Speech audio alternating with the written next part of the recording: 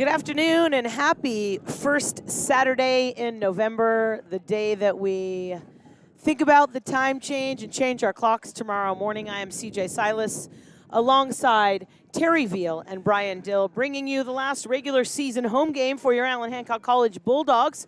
Head coach Rick Aguilar's team is 5-3 overall, 4-1 in Northern League play, and every game matters when you only have seven league games. Antelope Valley today, and then at El Camino next week, Terry. And a bowl game is a reality for the Bulldogs. They've just got to win today's game and, of course, next week. They do, and I hope they don't look past these guys because the record reflects that Antelope Valley has a very young team. 3/4 of their team are freshmen.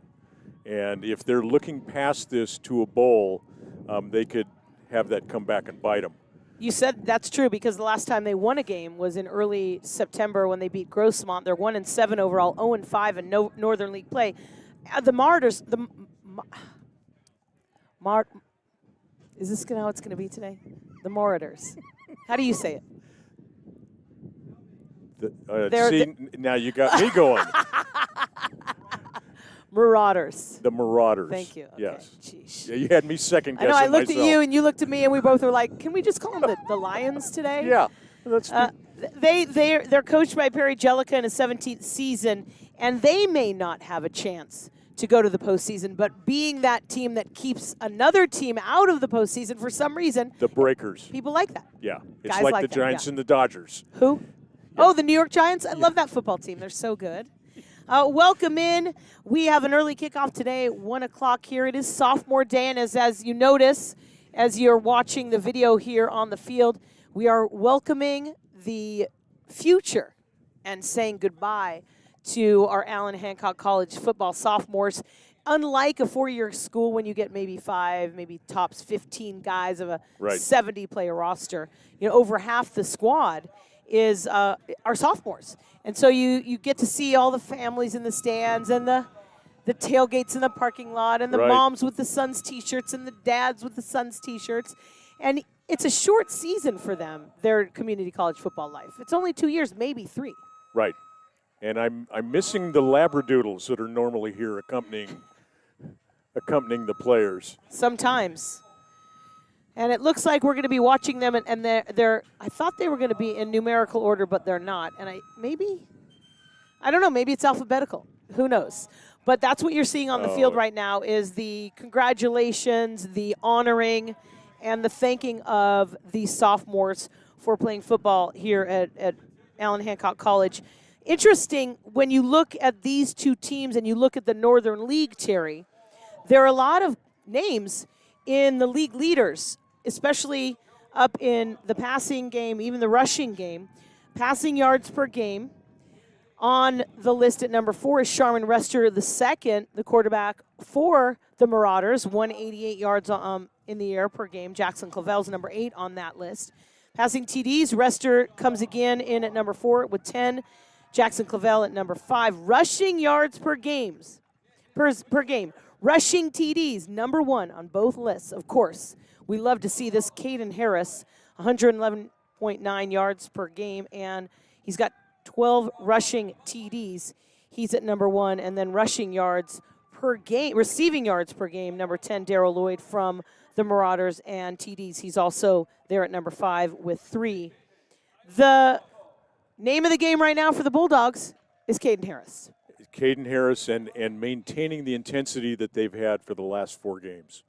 They got caught in a little bit of a squeaker against Santa Barbara last week, but they pretty well dominated Santa Barbara the entire game until the midway through the 4th quarter. The one thing I did notice in the Antelope Valley stats is their quarterback, Rester, has the second most carries on their team. So he's a scrambling quarterback. I love to see that. We don't see that much at the community college level. We do not. And it's fun. Yes. It's a lot of fun, so you never know what's coming. And it adds a whole new facet to the game when you've got a quarterback that's not afraid of running out of that around the end or up the middle. It challenges the defense as well. It does. Keeps everybody on their toes. We will bring you game 9 of the Bulldog football season next week on the road at El Camino. And we will find out, I'm hearing that we won't find out about the postseason hopes, win or lose today. We will not find out if the Bulldogs are hosting or going to a bowl game until after the final game of the year next week, Saturday, November 11th on the holiday weekend. So around probably the 13th, 14th, or 15th, we'll find out what the Bulldogs are doing in the postseason. Yeah, we may know as early as Sunday, but it'll be certainly after next week's game. And we talked about this as well, and someone, I think it was maybe Greg, the new PA announcer here, what happens in the postseason? Well, because there are no brackets in California community college football, it's just a bunch of bowl games. Right. And there are championship games, and there are consolation games, and there are attaboy games, and there's a little bit of everything, but there's no bracket. Don't we get the Strawberry Bowl or something? Isn't that what we get? There was one. There was a championship bowl. Ago. It just depends. Yeah. And now with the new seeding and the 7-game league schedule, I think things are going to shift a little bit. It's going to be very interesting. Should be. He's Terry Veal. I'm CJ Silas. Your Bulldogs wearing their Dodger blue jerseys with the gold numbers, their white helmets and the gold pants. The Marauders of Antelope Valley, their white uniforms with their black numbers, and they've got a little bit of maroon in their yeah, and look, why are you wearing maroon today, Terry?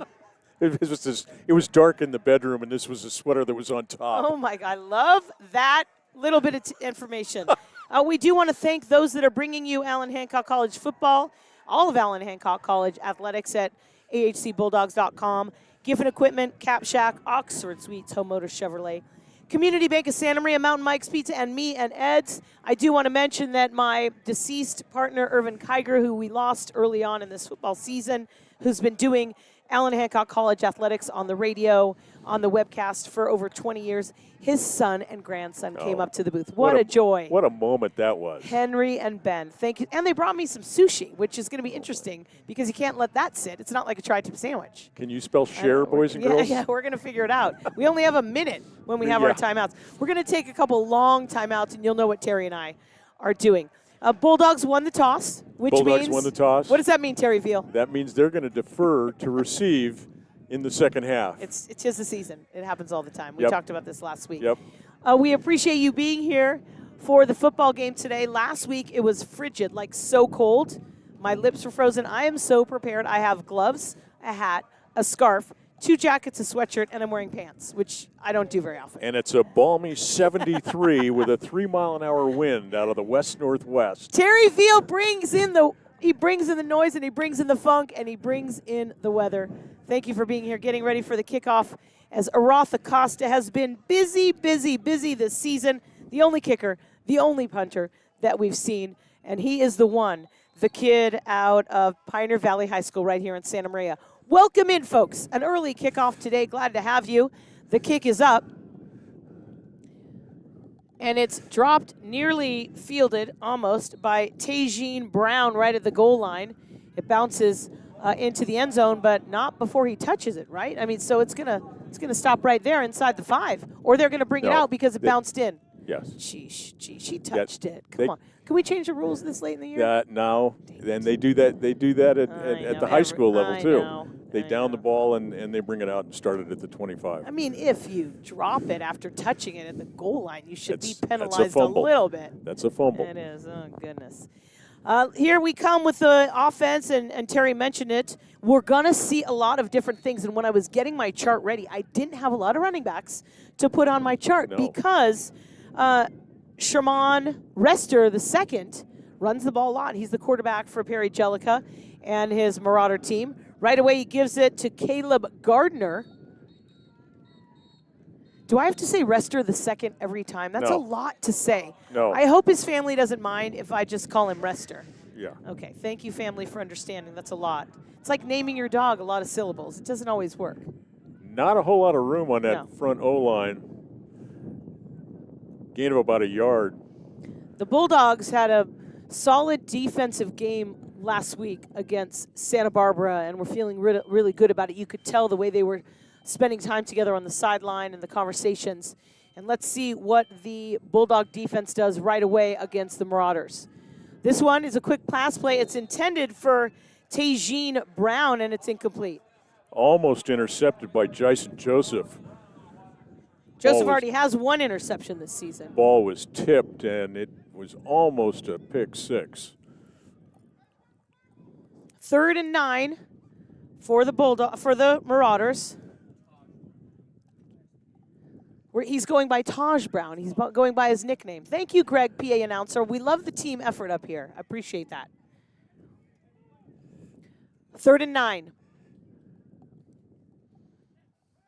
Rester from the shotgun. Has a little time. He's being chased in the backfield, and he may not get away, and he gets sacked at the 27-yard line. What a play by Salofi Lisiolagi.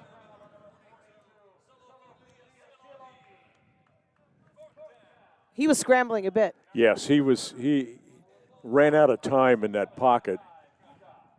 And a good defensive start for the Bulldogs. 3 and out. We had that happen a lot at the beginning of the game last week against the Vaqueros.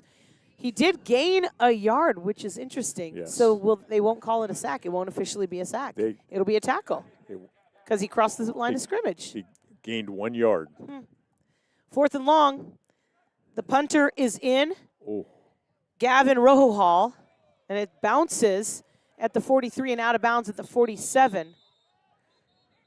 Rojohal from Palmdale, California, out of Highland High School, out of, let's see, in the 8 games they've played this season, 44 punts, 1,473 yards. His longest was 55. That one, a short one, giving the Bulldogs nice field position on their first offensive set of There the is game. a flag on the play in the backfield. It's not a yellow cleat. I'm always hopeful. Sometimes, but not very often. You really you can't wear yellow cleats, but it happens the gold ones once in a while. They're talking about it. Are they bringing the kicking team back out? It looks like they are. Yes. Yep. He's back on the field. Let's see. I haven't seen a signal. Have you? No, I haven't seen it. The flag's still sitting down there, too. Right now. At the 15-yard line.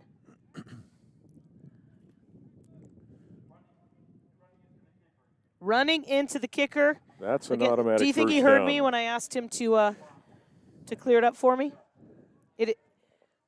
They're giving it a 5-yard penalty, so it'll be now, instead of 4th and 8, it'll be 4th and 3.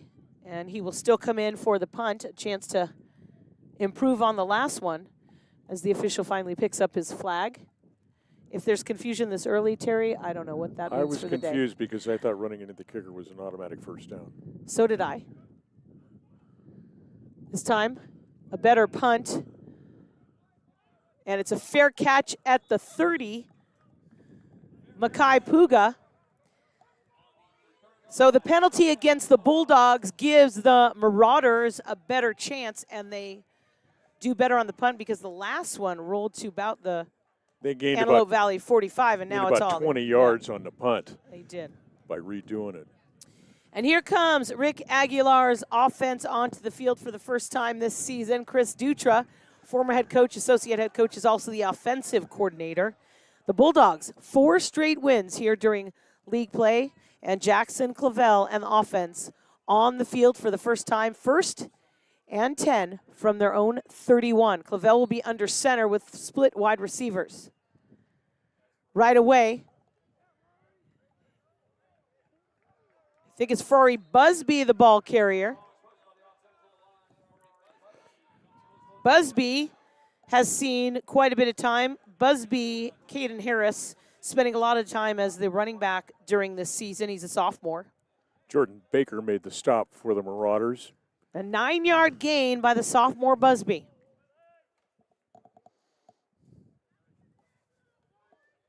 Clavel's under center. This time Caden Harris, the ball carrier, but he runs into some traffic, and his second effort might have gotten him across that line of scrimmage. And it looks like it is a Bulldog first down. That last 2 yards was all second effort on Caden Harris's part. And it was a good effort because now the Bulldogs have their first down of the game.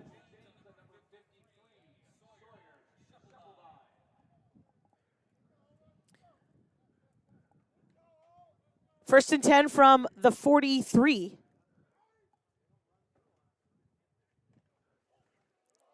Busby finds a space on the left, finds a little lane, Gets a first down, still moving, and he's tackled out of bounds near the 41. Another Bulldog first down. Made a nice cut, gained an extra 5 yards after it looks like he was going to get knocked out of bounds. Busby, one of the kids from Las Vegas on the Bulldog football team, 3 touchdowns this season, 377 yards coming into the game, also a touchdown with a catch this year. Caden Harris and Ferrari Busby, the main weapons on offense. 1st and 10 now from the 40. Backs are in the eye this time. Staying on the ground. And it's Harris with a nice block from A.J. Masunu.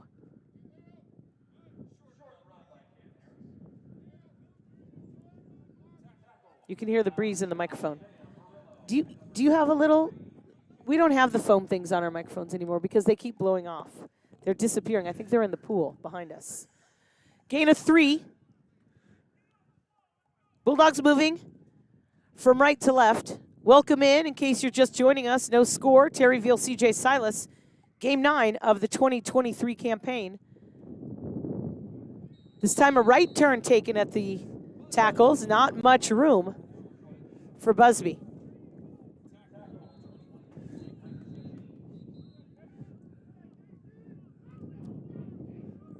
Gain of about a yard. It's going to be 3rd and 7.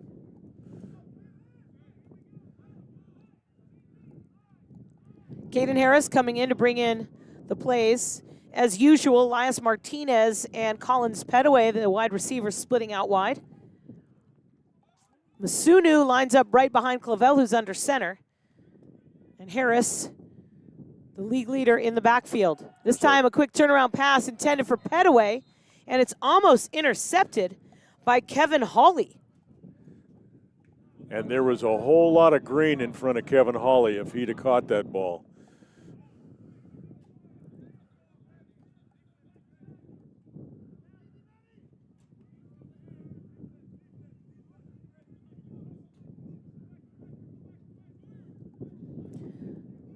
It's a 4th and 6. Chris Dutra and Rick Aguilar deciding to go for it on this first 4th down play. With the ball at the 36, not a bad risk to take, and Clavel rolling, looking for a pass play. Looking downfield for Alex Sutton, and it's incomplete. Alex Sutton wants a flag, but he's not going to get it. Good coverage by TJ Graham. So they'll turn it over on downs after moving it to the 36-yard line. I don't mind that play. I don't mind taking a chance like that early in the game. No, I don't either, especially where the ball was spotted.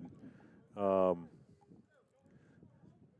they did that fairly successfully last week against Santa Barbara, too, running on 4th down. 1st and 10 for the Marauders from their own 36.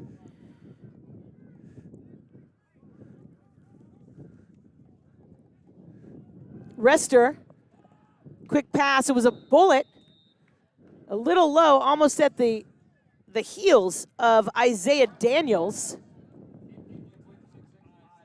I just looked at the stats, and Allen Hancock has converted half of their 4th down. That's a pretty good percentage. Where they've gone for a 4th down conversion, they've converted half of those. So that's a pretty good bet. Thank you for bringing that up. See?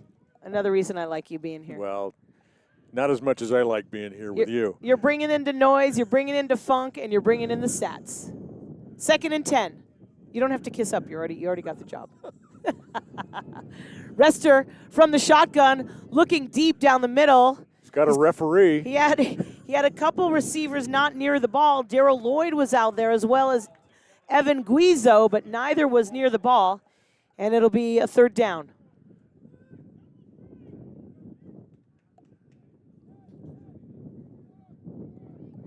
I think somebody may have run an incorrect pattern on that ball because there was just nobody there. There were wide receivers 5 yards on each side of the ball, Yeah. one to the right and one to the left, but neither near it. Somebody And there's ran wind, too. I mean, look at the flags.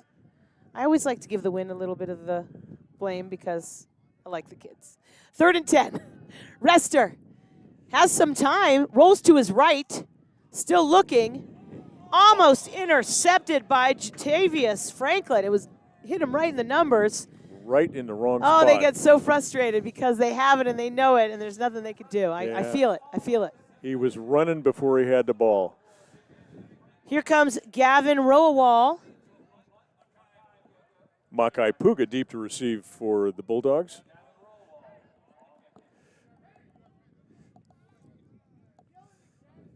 Another 3 and out for the Antelope Valley team. Puga's averaging just a little over 26 yards for every return, so that's a pretty good weapon to have in the. It's a local kid from HE High. It bounces at the 39. He comes right up to it, picks it up at the 36, and gets pushed out of bounds at the 40. He knew they were coming, but he wanted a piece of it. You could tell. He wanted that ball to bounce right at him so he could pick it up. He's fired up. Bulldogs coming out. Not as good of field position as their first set of downs this first quarter. No score. So Ball's far on the 41. We've had three and outs. 2 by Antelope Valley and 1 by Hancock. So the offenses are. Well, Hancock went for it on the 4th down. Yes, they did. I liked it. First, not that anyone cares about my opinion. 1st and 10. My mom does, but I'm not sure she's watching.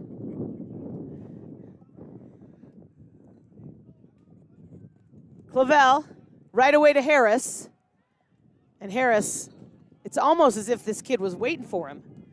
Jordan Baker. Jordan Baker went to John Muir High School, and it always stands out to me because that's where Jackie Robinson went to high school. So it makes me go, that's right. Jackie Robinson, my hero. He gained 2 on the play.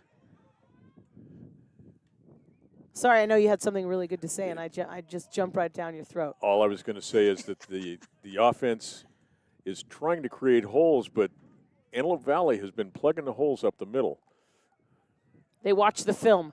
Caden Harris to the right on that far hash mark, and he runs into some traffic. Maybe a yard on that play, maybe 2. Just under 9 minutes to play in the first quarter. No score from Allen Hancock College, Terry Veal, CJ Silas. Game 9 of 2023. The Bulldogs coming in at 5-3 overall, 4-1 in Northern League play. And the Marauders 1-7 overall, 0-5 in Northern League play. And it's the first year with 7 league games. So this week and next week mean a lot. 3rd and 6. Clavel on the play action. Wants to find J.P. Luquetu. There's a little bit of contact right around the and there goes the flag. Yeah, I don't wear the stripes, but once in a while I have pretty good eyes. That was a late flag. Yeah.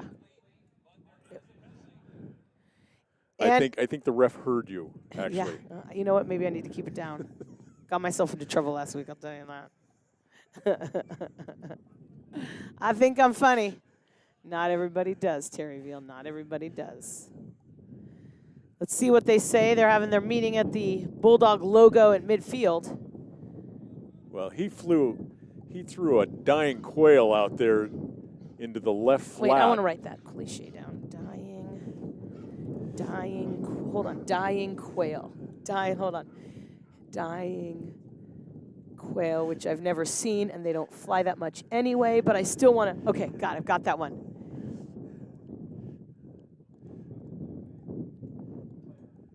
As a sideline warning. So wait, it wasn't pass interference. It was a Hancock sideline warning against the Bulldogs. So see, not as smart as I look. One of the officials ran into somebody on the sideline, so. And then you see Coach Aguilar going over and making sure everybody's in the right position down the sideline. And that brings in Aroth Acosta after a 15-yard penalty.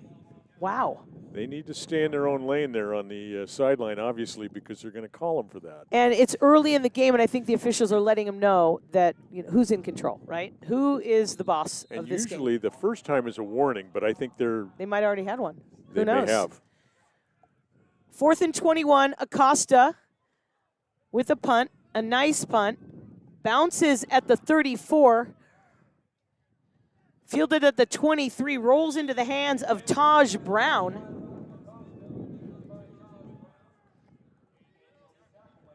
Dying Quayle. Taj Brown. Here comes. You don't mind when I tease you, do you? No. Okay, you promise? I was expecting Scouts honor. Okay, good. Because it's fun, and it's all in jest. Scouts honor. Taj Brown picked up that punt and ran just a few yards, and they're putting it at the 30, where the Marauders will come in, and it looks like we might have a timeout on the field. The Bulldogs took their there's a player down. Thank you. That's so far away. I didn't even notice. Terry Veal, did you see that? We've got an injury on the field. We're going to take a quick timeout.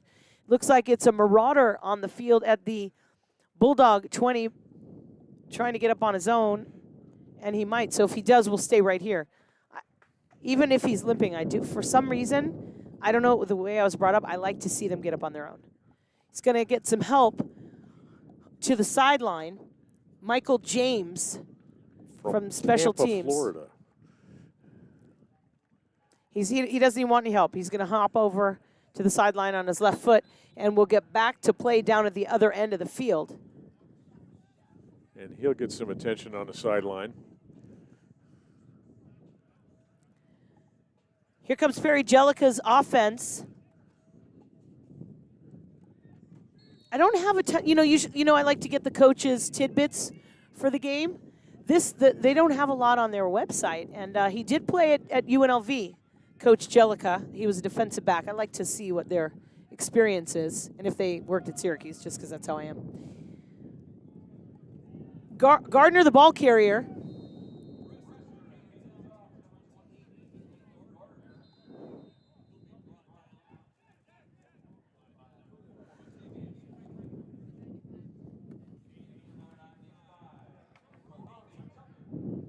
A 4-yard gain on the play. And because Franklin's, I think his helmet came off, he has to sit out a play. And he's the one that made that tackle. Wow, last week it felt like winter. Today it feels like a balmy summer. Yes. I wore too many clothes. I finally got my event staff t-shirt. It's just fantastic. Thank you, Armando. Well, that was a lot. He was scurrying around, Rester, because Darian Prothro was literally chasing him around the backfield.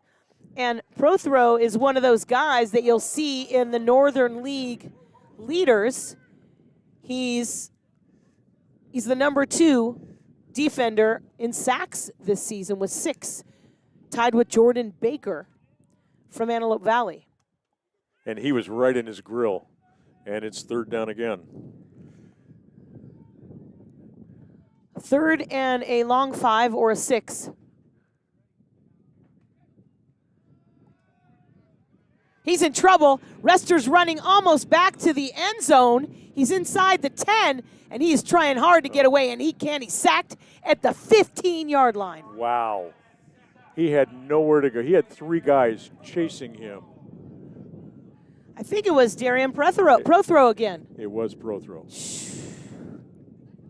Wow. And that would have been one of those that he could have probably dumped one off and saved about 20-yard loss. His 7th sack of the season, the 6'1", 250-pound freshman from Jacksonville High School in Jacksonville, Alabama. Great play on the defense, taking it all the way back to the 15. Makai Puga just about the 50-yard line to receive this punt. Puga. Didn't call for a fair catch. He didn't. And guess who showed up? TJ Graham. Wow. He wants to run those punts back. I don't mind the energy. He's one of those kids that just show me the ball and let me go. He was that way at Arroyo Grande. 1st and 10 Bulldogs, no score, 6:40 remaining in the first. Neither team has used a timeout. And here comes the Bulldog offense. Under center, Clavel. Bulldogs seem very content to keep it on the ground. Busby, the ball carrier. And here comes Caden Harris. Caden Harris meets Petaway, Martinez, and Clavel at the 40-yard line to talk about what's coming. This time, Petaway and Martinez set up on the near side. No wide receivers on the far side. 2nd and 10.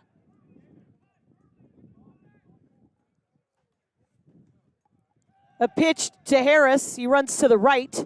Finds some room, and he's still running past the 40. Caden Harris nearly untouched. Interesting, they went around the weak side and nobody was there. Another Bulldog first down. TJ Graham again on the tackle.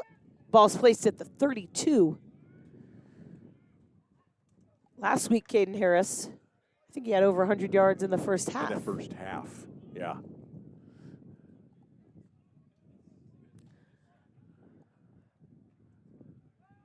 Clavel to Busby. One spin move. He gets out of it. Busby still on his feet. Doesn't get back to the original line of scrimmage, but he gets an A for effort. 2 spin moves. And like you said, A for effort.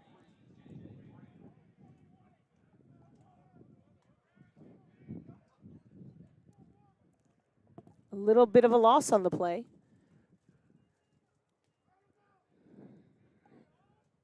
Yeah, one thing that they were doing last week that they're not doing this week is mixing it up a little more with the pass plays, and that opens up the running game. And they're using Caden Harris and Busby, except for maybe once Luquetu, and he was part of a pass play. Clavel running to the far side. He's going to keep it.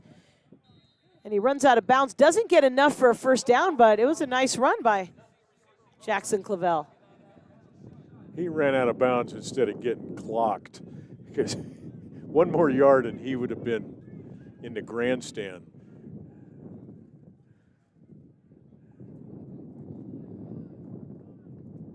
I remember a year, and it might have been last year. Gosh, the COVID years just really have messed me up. Where by third game, no, it was 2 years ago. By third game of the year, they were down to a wide receiver playing quarterback. It was a kid from AG. I think it was Michael. Oh, gosh, my brain. It'll come to me.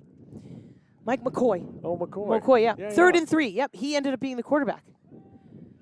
Ooh. Busby, tackled by his ankles. Sawyer Scheifelbein. Hit right at the line of scrimmage. Okay, so Scheifelbein. I know this is crazy. The freshman, Liberty High School, Hastings, Nebraska. I lived there once. In Hastings? In 1992, as I was climbing the ladder in my career, I ended up working for a TV station, KHAS-TV, in Hastings, Nebraska.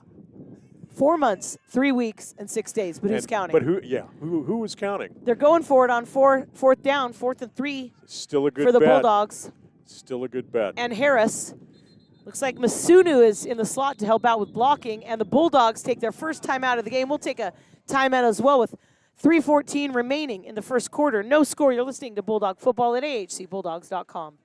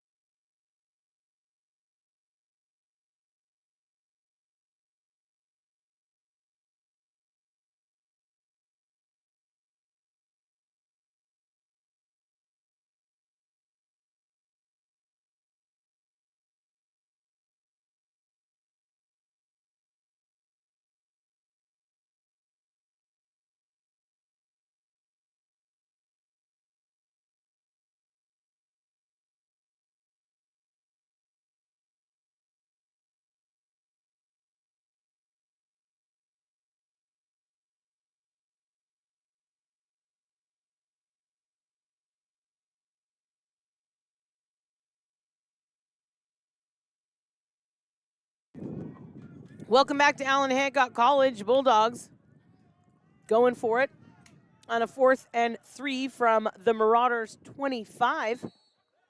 Still a good bet. There's still 50%. Clavel rolling on the play action. Is not going to get it. He faked the pitch to Harris, and it was almost like the Marauders knew what was coming. Jordan Baker made the tackle. One of the leaders, one of the Antelope Valley stars on the defense. He just earned his worth.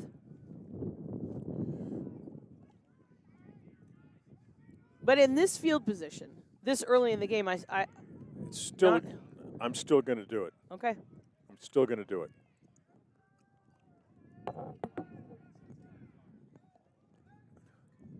So far, they're wearing out the hash marks between the 30s. Using a lot of the middle of the field. Rester, a quick pass. This time it's complete to Daniels at midfield. He's got some room. He's at the 30, still going, pushed out of bounds. Finally around the 25. I think that was Aaron Small Jr. that made the tackle. Daniels was wide open for that pass. Yeah, they missed a coverage on that because they were out in the flats and he went down the middle and there was nobody covering him. 1st and 10 from the Bulldog 26. Again to Daniels, complete. Down at the 22.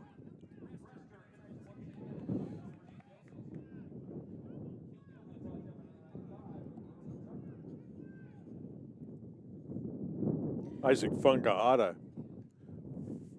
at the bottom of the pile for Alan Hancock. Brody Tucker was in there too, the sophomore. Isaac Fagata from McKay High School. Both those guys, both sophomores, both tough on the D-line. Rester again. He's in trouble. I do see a flag. He runs it, keeps it, gets a first down. Pushed out of bounds by Small Jr., but there was a flag on the play thrown right at the 25. Yeah, if I were to guess, they're going to bring this one back and call holding.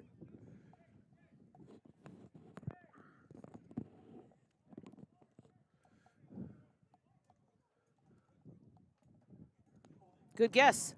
Holding against the Marauders. It's going to negate a nice run.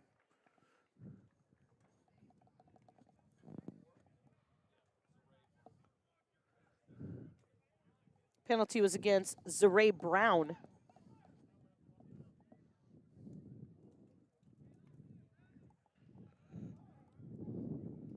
So instead of it being a 2nd and 6, it's going to be a 2nd and 16. There's a reason that Rester is 2nd in number of carries on this team. He doesn't have any problem running out of that pocket, and he certainly showed it on that play. He's in the shotgun. Wants to pass again, but he's in trouble. I'm not sure if he was sacked or he got that pass off before. I didn't hear a whistle. He might have gotten the pass off. And there is a flag.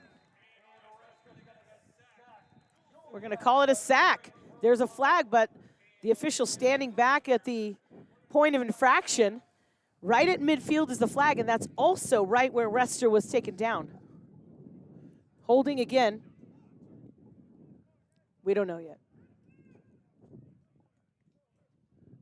Grounding. They're calling it intentional grounding. Intentional grounding.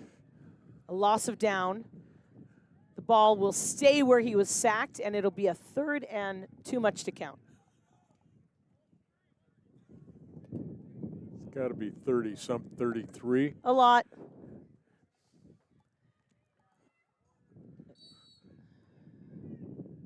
He looked like one of those sidearm pitchers trying to get rid of that ball when he was in the clasp.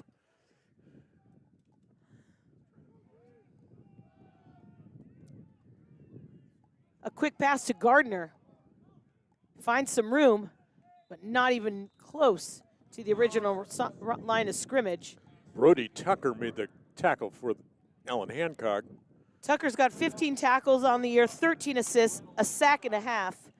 one of the leaders from Combs High School, Queen Creek, Arizona, one of the only players on the team that comes out of Arizona. There might be one more. Makai Puga a little deeper than he likes to be. He's back about the 10-yard line.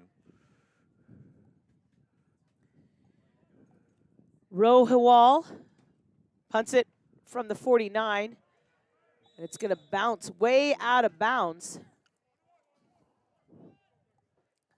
And with under a minute left to play, nobody has scored this first quarter of play, which surprises me a little bit.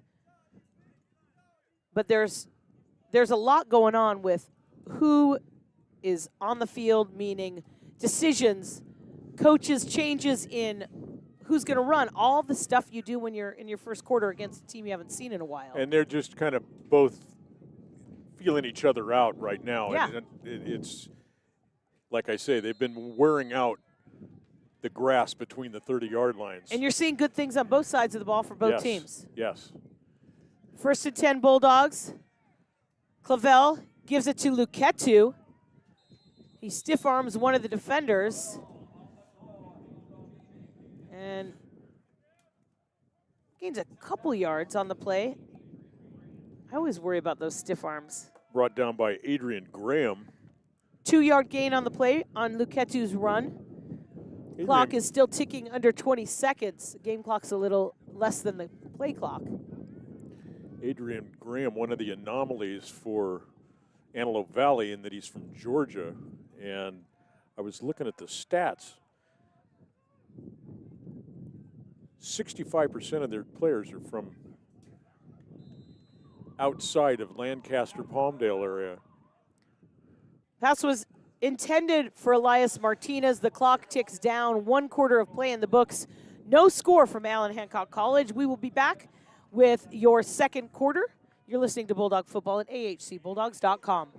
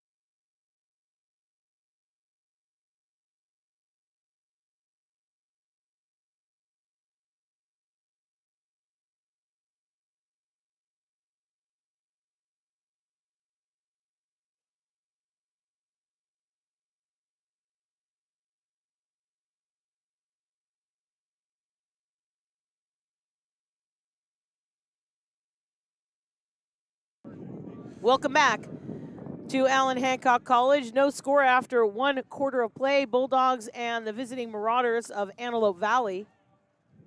Switching sides on the field. Bulldogs moving from left to right now.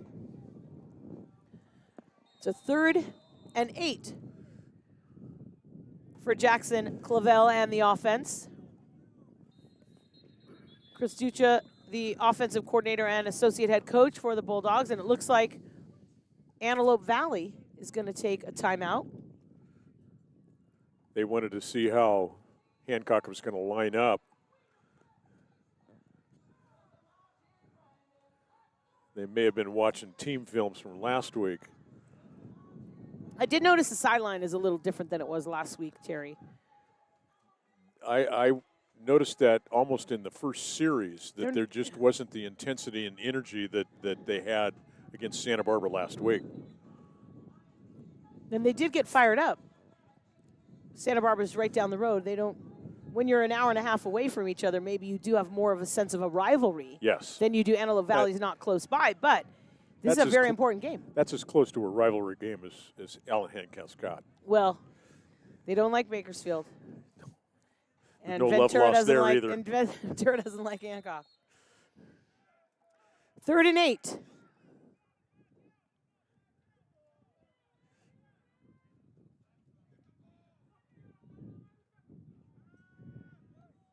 This one is caught. Metaliki to Po'u. Finally brought down from behind by Malachi Livingston. Somebody is down on the play to Po'u, the freshman. He has 5 catches coming into the game, a couple touchdowns on the ground with 30 carries from Tafuna High School in Pago Pago. Someone's down right on his belly. It's going to be hard to see his number for the Bulldogs. We're going to take a timeout as well. Oh, he's sitting up on his own. We'll take a quick timeout with no score here early second quarter. You're listening to Bulldog Football at ahcbulldogs.com.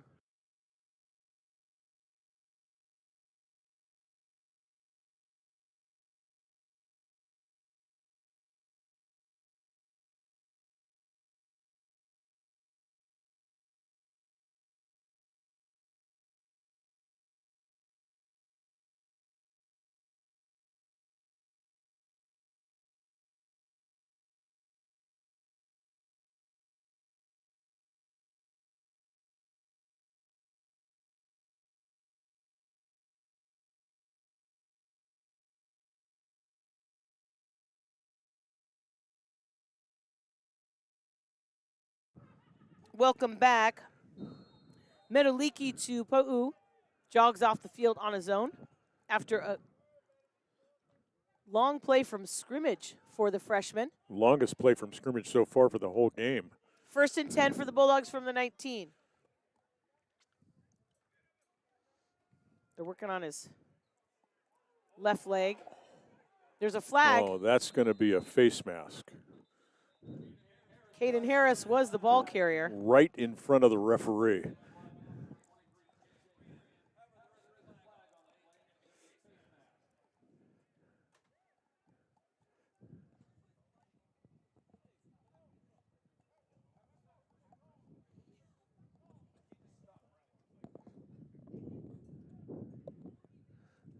Everybody in the stadium saw that play coming. But we don't want to say what it was until we get the signal from the official. Face mask. We can guess. We can guess. But we're not going to call it.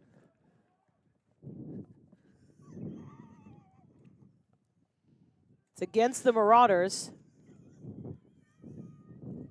They'll take it inside the 10. It'll be 1st and goal for the Bulldogs from the 9. This time, John Allen in the backfield, lined up behind Masunu.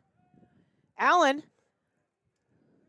first time carrying the ball today, gets knotted up at the 5.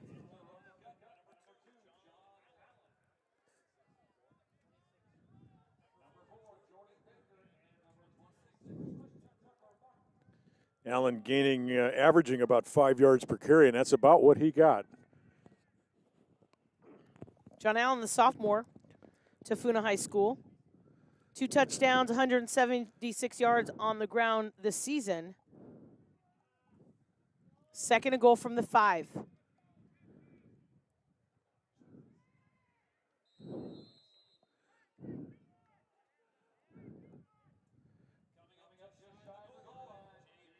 Not enough for Luketu, but he did get closer to the end zone. He actually tripped coming out of the backfield and fell forward for 3 yards.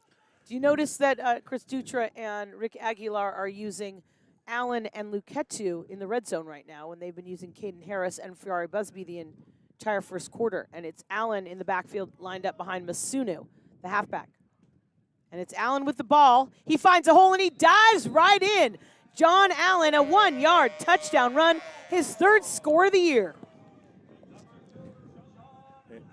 Kudos to the O-line on that one to open that hole up.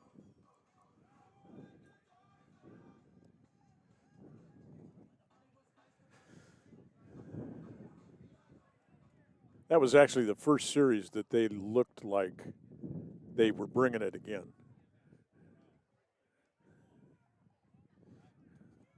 Roth Acosta coming into the game last week, he had missed an extra point. I jinxed him. You jinxed him, and now he's 34 of 36 this season. He missed 2 last week after I said he hadn't missed one. Just don't take the credit for something like that. We won't hold it against you. And that one is good. Bulldogs with a 7-point lead early here in the second quarter. First team to get on the board. You're listening to Bulldog Football at ahcbulldogs.com.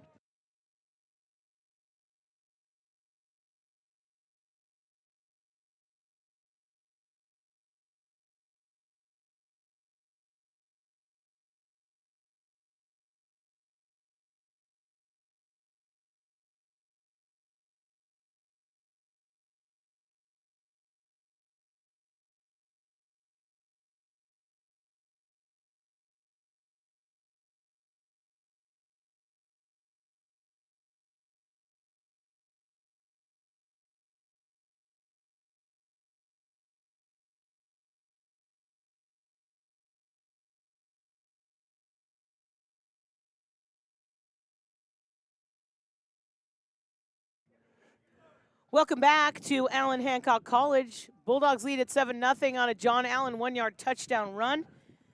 Taj Brown fields the kick and is still moving across the 30. Tough to take him down. And it looks like he gets all the way to midfield.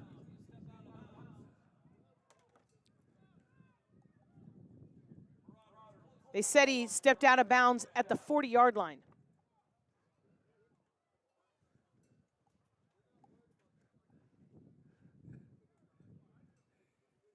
Yeah, he ran an extra 15 yards after he stepped out of bounds. He broke a few tackles.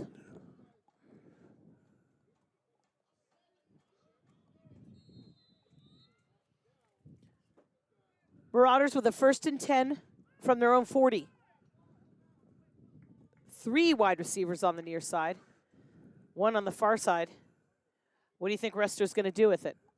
In the shotgun. Looking to pass right away down the far sideline. He's got a wide receiver open who catches it on the run.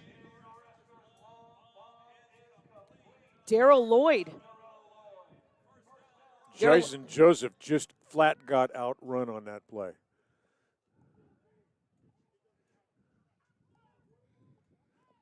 A 41-yard catch. 1st and 10 from the 20 for Antelope Valley.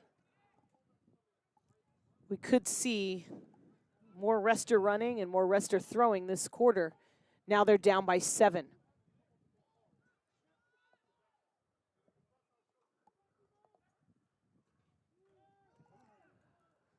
He keeps it. Caleb Gardner even got hit as if he had the ball. But on the fake, Rester's the runner. You can hear the hit on Gardner. And Rester gained 5 yards on the play. Did you hear that hit through your I headphones? did hear that hit. And it wasn't even on the guy with the ball. It hurt from up here. 2nd and 5. And there's some movement. It looks like it's going to be against Antelope Valley. And they're walking backwards. They know they did it. It's a 5-yard penalty. It'll take it back to the original line of scrimmage. False start against the Marauders, Zoray Brown.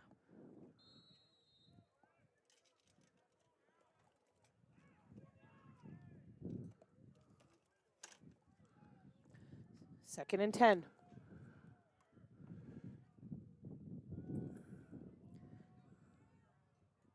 Pass in the far right corner of the end zone.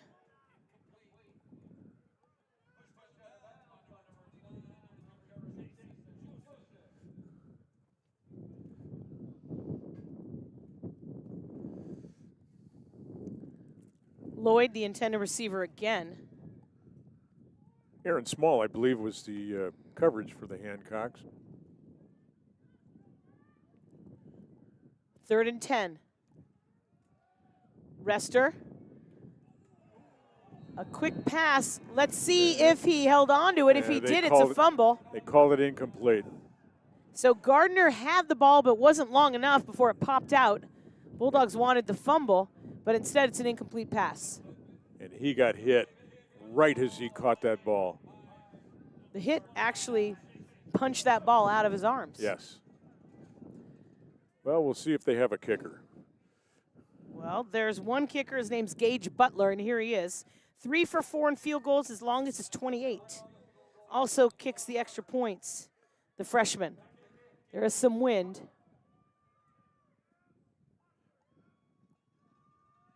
Kicks up. It's got the distance. Plenty And of it's foot. good.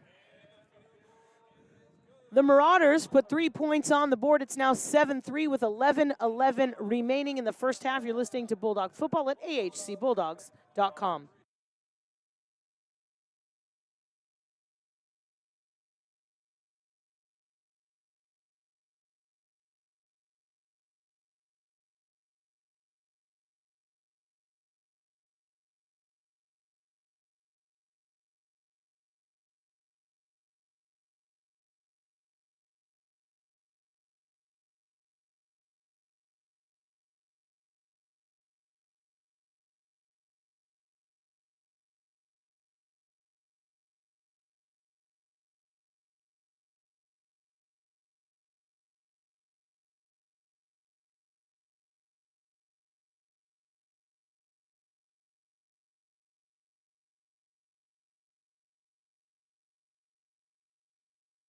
Welcome back to Allen Hancock College. The Marauders with their first points on the board.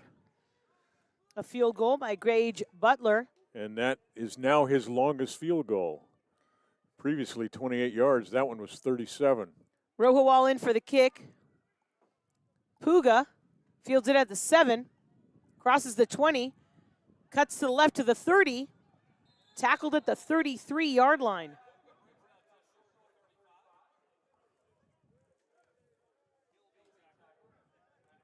Oli Eric made the tackle, came up with the ball, and I think he was trying to rip it out of Puga's hands. They like to do that. Recovering a fumble is one of the most fired up you can get.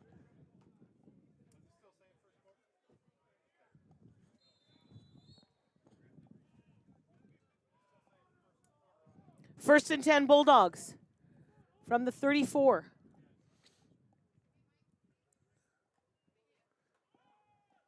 Clavel. Quick pass looking for Martinez on the far sideline. Pretty solid coverage by the DB. Not an easy chance for Martinez to catch that. Jamie Hawkins had the coverage for the Marauders.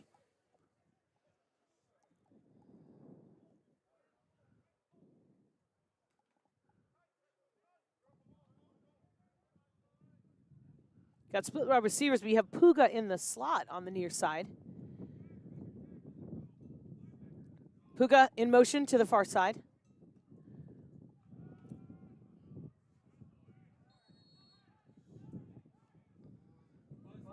Busby, the ball carrier, not much room.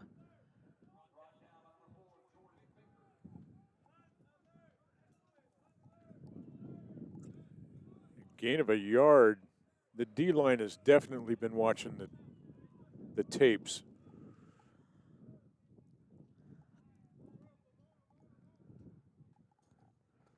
This time Puga's lining up in the slot on the far hash mark, 3rd and 10. Caden Harris lined up right behind Clavel. Here comes Puga in motion to this side. Clavel's looking to pass. A quick pass to Caden Harris, complete. He's got a first down, crosses midfield, still on his feet. Tackled at the 40, Caden Harris. Only his second catch of the season. I was going to the stat sheet because that out of the backfield to have him catch that ball caught everybody flat-footed. And it's a Bulldog first down. He's had one catch this year for 4 yards. First and 10 from the Antelope Valley 40-yard line. That was about a 20-yard pass play.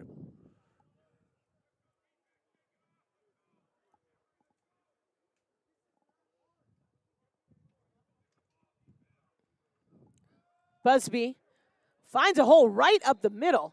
crosses the 35-yard line, and I think it's just short of the first down, but nice run by the sophomore.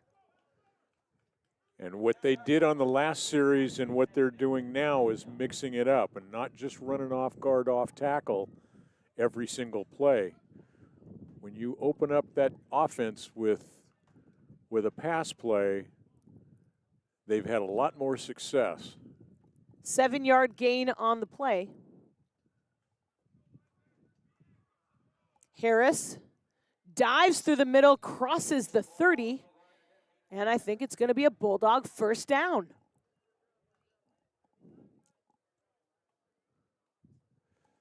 Jordan Baker in on that tackle for Antelope Valley.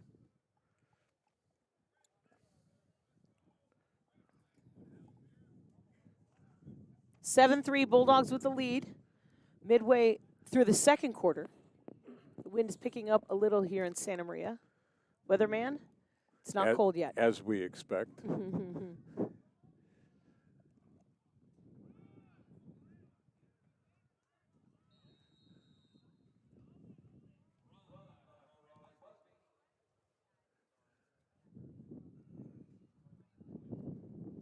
Using Alex Sutton as a blocking back, kid from Orchid Academy.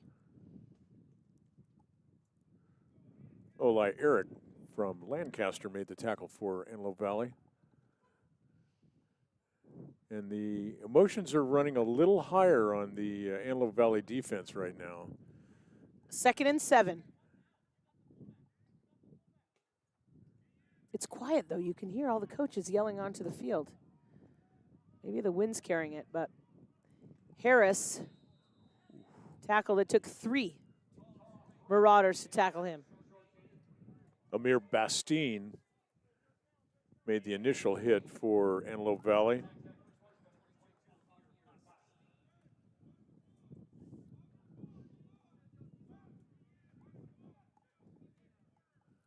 Third and 3.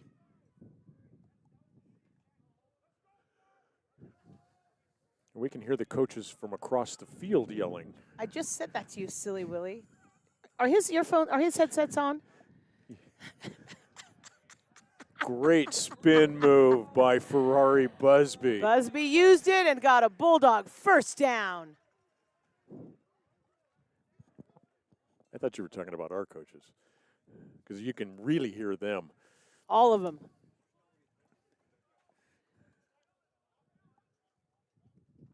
It'll be a first down from the 14.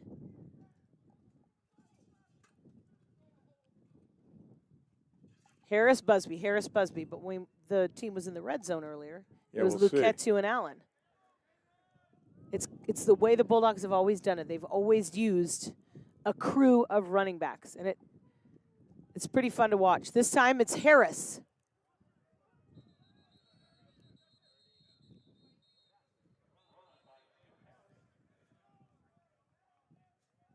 Cameron Gee put a bear hug on Caden Harris after about a 3-yard gain.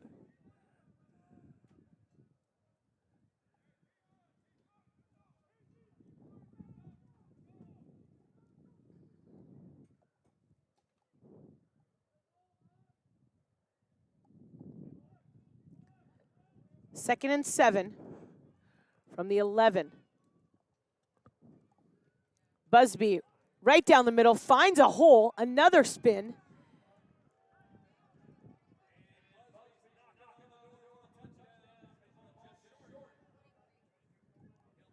It's another Bulldog first down.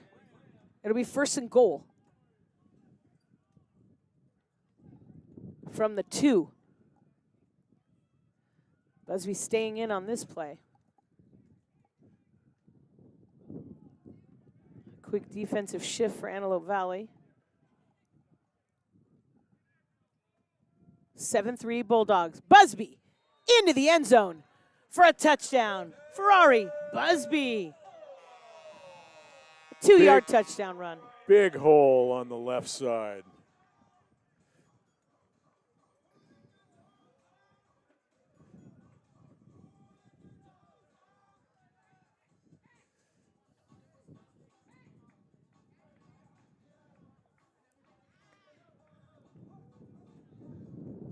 Another touchdown for Ferrari Busby, 13-3 the score, 5 minutes remaining in the first half. And Aratha Costa comes in.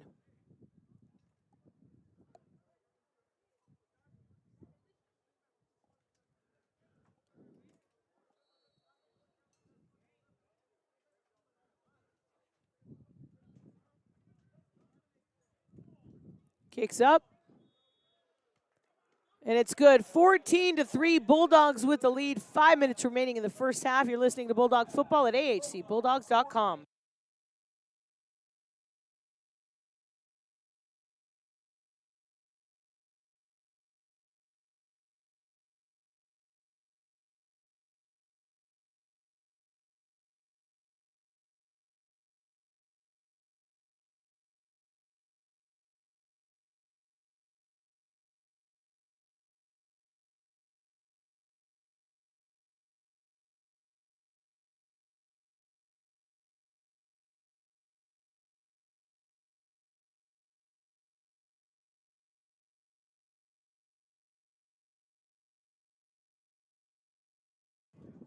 Welcome back to Allen Hancock College. Ferrari Busby's 2-yard touchdown run makes it 14-3. Bulldogs with the lead.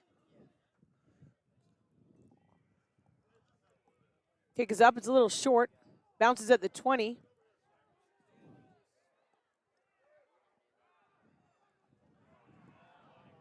Iverson Daniels finds a hole and a lane. Iverson Daniels into the end zone for a kickoff return for a Marauder touchdown. That was a 90-yard run.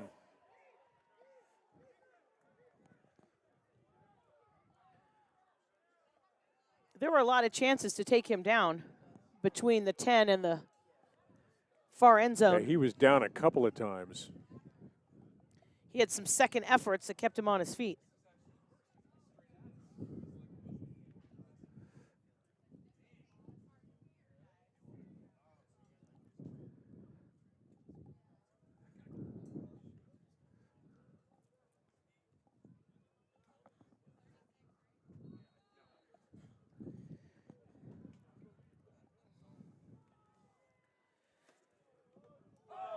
Butler, his extra point is blocked.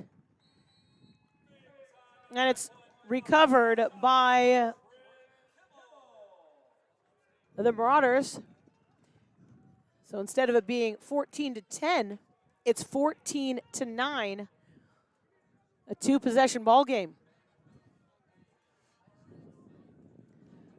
We will take a quick timeout. You're listening to Bulldog Football at ahcbulldogs.com.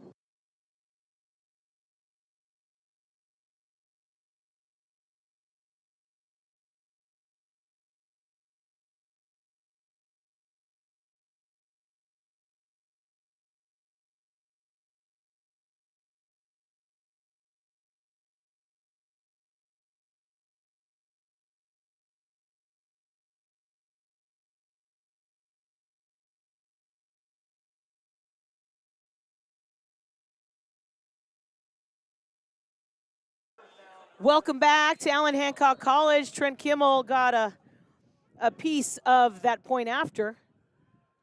And if you look for the silver linings, blocking that point after may have fired them up a little bit.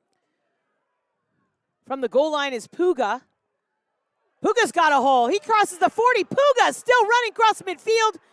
He's inside the 30. Makai Puga might have his own kickoff for a touchdown. And he does. 100 yards.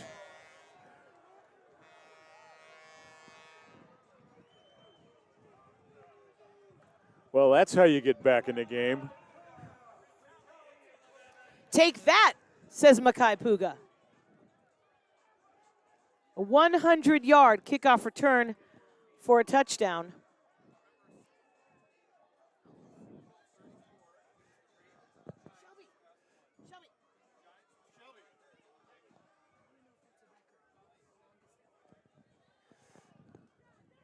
Curious.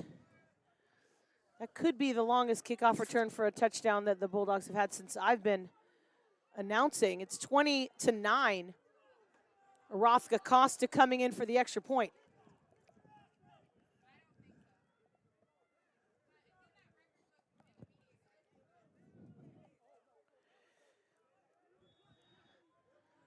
And the point after is good. It's now 21-9.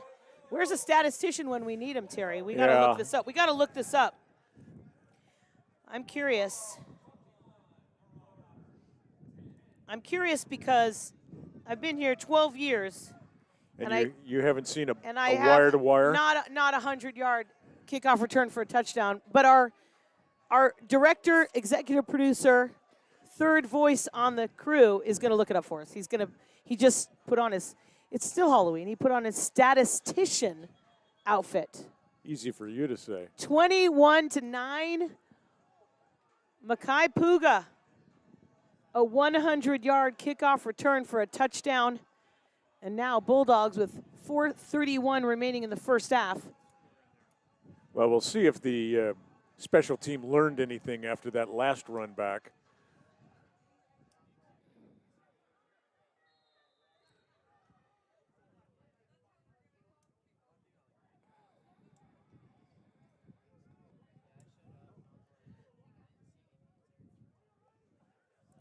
We have three.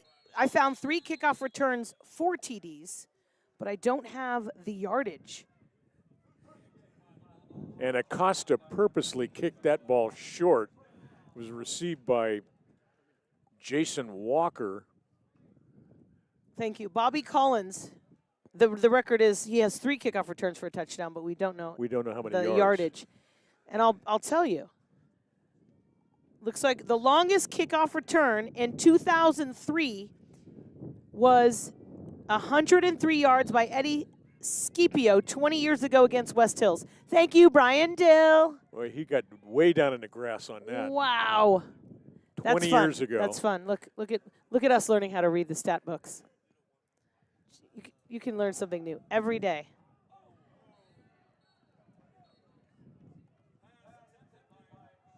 Incomplete pass. Nearly intercepted by the Bulldogs. And that was a pretty good fake because he had me faked out. I was watching the ball carrier up the middle. That's never happened to me. I've never been faked out. I hold the record for being faked out broadcasters. 2nd and 10. Rester's stacked. He is sacked. He didn't even see what was coming. He didn't even see Prothrow coming over the right side. Prothrow his second, I think, sack of the day. Second sack of the day. With a name like Prothrow, he should be the sack leader. Well, they can update the stat sheet on Makai Puga. His previous long was 96 yards. So now he's got 100. You called his name at Arroyo Grande High School for years. And you're lot. saying Makai, so Makai. I'm saying it wrong. So it's not Makai, it's Makai? I have always called him Makai. Well, you Puga. should know. You've been calling his name a lot longer than I have. And a lot at AG High. You know what? Delay a game against the Marauders. Both teams have two timeouts remaining here in this first half. It's 3:38 left. 21-9. Bulldogs with the lead. Now I got to know if it's Makai or Makai. I mean, you've been calling his name for 3 or 4 years at AG, yes. So you should be right.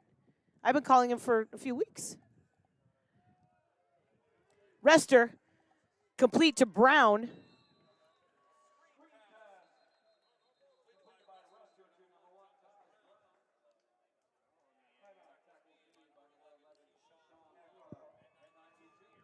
Keyshawn Pua made the tackle for the Bulldogs. Bulldogs use their second timeout of the first half. We'll take a timeout as well with 3:31 remaining in the first half. 21-9, Bulldogs with the lead. You're listening to Bulldog Football at ahcbulldogs.com.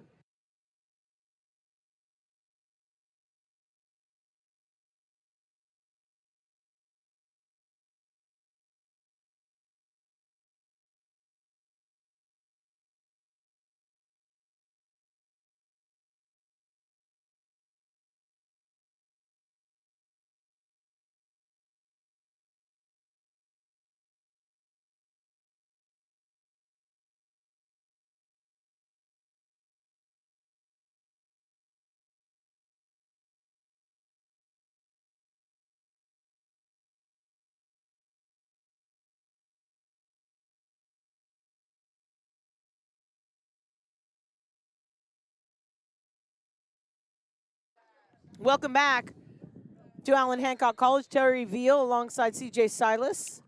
3:31 remaining in the first half. It's 21-9. Bulldogs with the lead. Rohawal with the punt. Bounces out of bounds at the 45.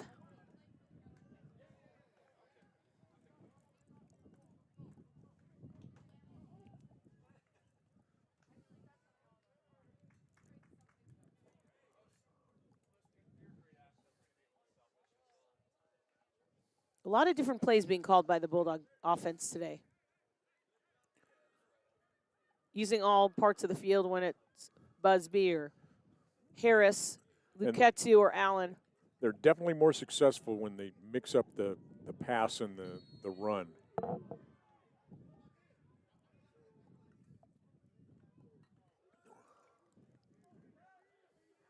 Harris. Oh, it's Luquetu. Luquetu crosses the 40. Not enough for a first down. He's tackled at the 38-yard line.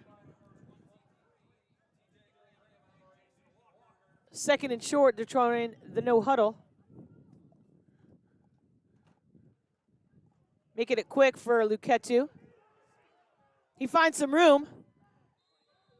He gets a Bulldog first down, and he's tackled inside the 30.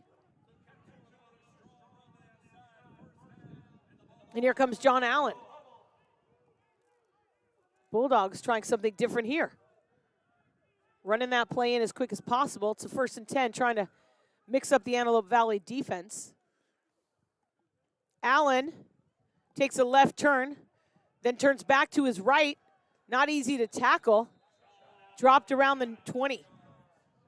Kevin Hawley made the tackle, and they are doing what Ventura did to us a few weeks ago, and they're running a hurry-up offense. And they're keeping the same running back in for 2 plays at a time.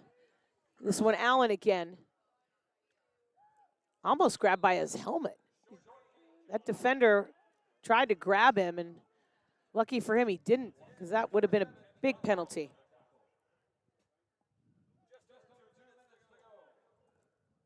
Short gain, now it's 3rd and 1. Caden Harris back in.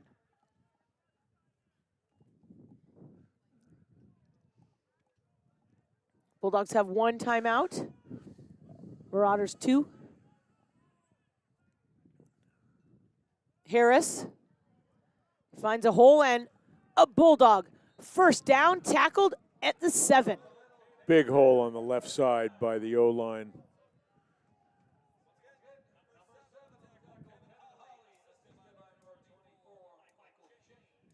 And still in that 2-minute offense.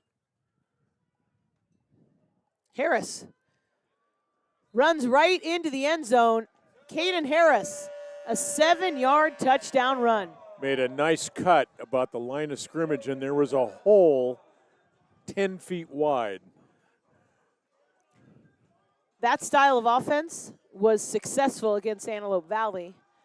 2 plays with no huddle, 2 plays with no huddle, 2 plays with no huddle. Same running back each time, and on the 3rd set with Caden Harris, it's a 7-yard touchdown run.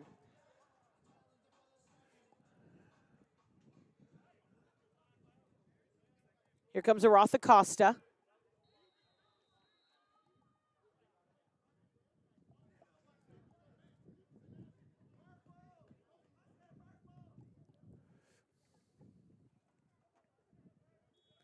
Point after attempt is up, and it's good. 28-9, Bulldogs with the lead, 1:16 remaining in the first half. You're listening to Bulldog Football at ahcbulldogs.com.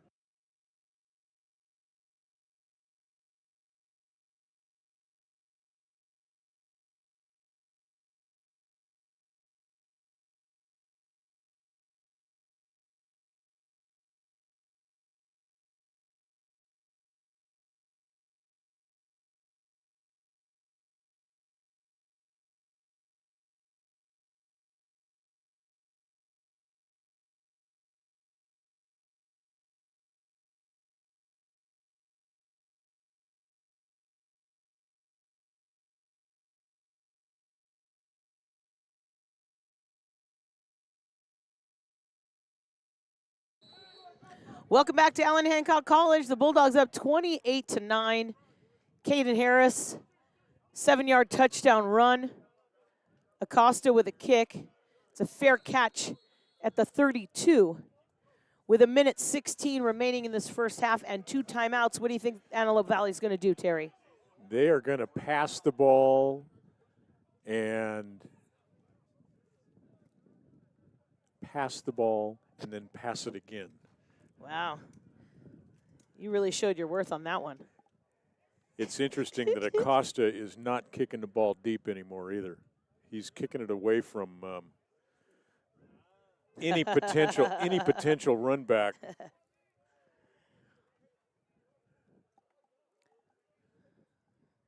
think Taj Brown, was it Taj Brown? Yep. Oh. A tough snap. I don't see a flag on the play. There is a flag. It's on the far side. Yeah, something happened at the line of scrimmage.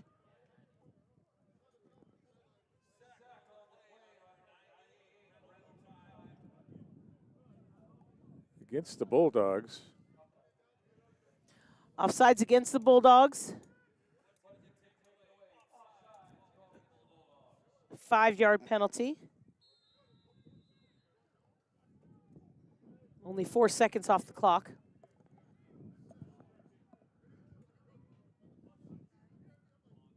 Another jump on the line of scrimmage. And it was a Bulldog again. Pass is incomplete, but I think that I think it was it'll the be same another guy. penalty. I think it was the same person. Reynold Uti or Utai. Yes, I think.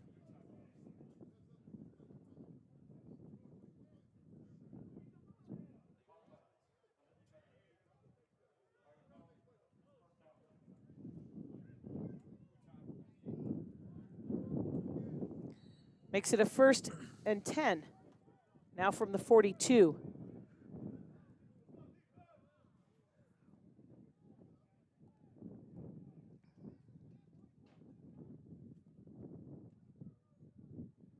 Trying to draw him off again.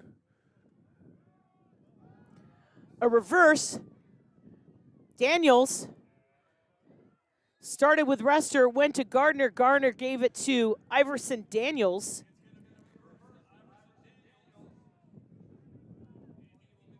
Not much gain. He ran about 25 yards and gained a half a yard. It looked good, but not efficient. Yeah, he did. He lost a couple he yards. lost 2 yards.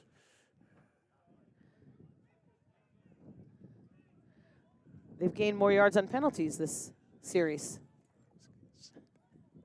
Less than a minute to go in the half.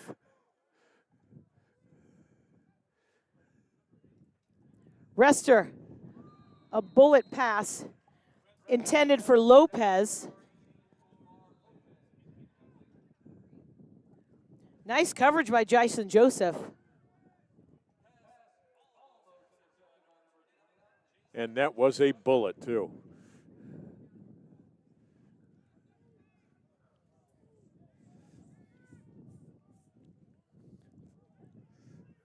Using time, but not moving very well. 3rd and long.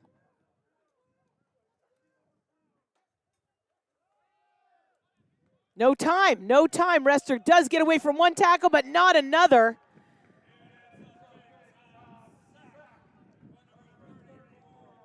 Darren Lewis Jr. with his 3rd sack of the season.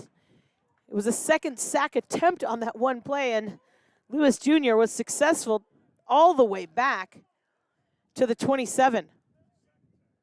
And what did I say they were going to do? They were going to pass and pass and pass some more. Instead, had it not been for the penalties against Hancock, they wouldn't have gotten a 1st down. Clock's ticking. Under 20, the play clock is at 6. Maybe one more play before half, and it's a punt. Rowell fielded at the 37 by Puga, who runs right out of bounds as the clock goes down to 0. After one half of play, the Bulldogs with a solid lead at 28-9. Enjoy your halftime. We'll be back with our first half statistics. You are listening to Bulldog Football at ahcbulldogs.com.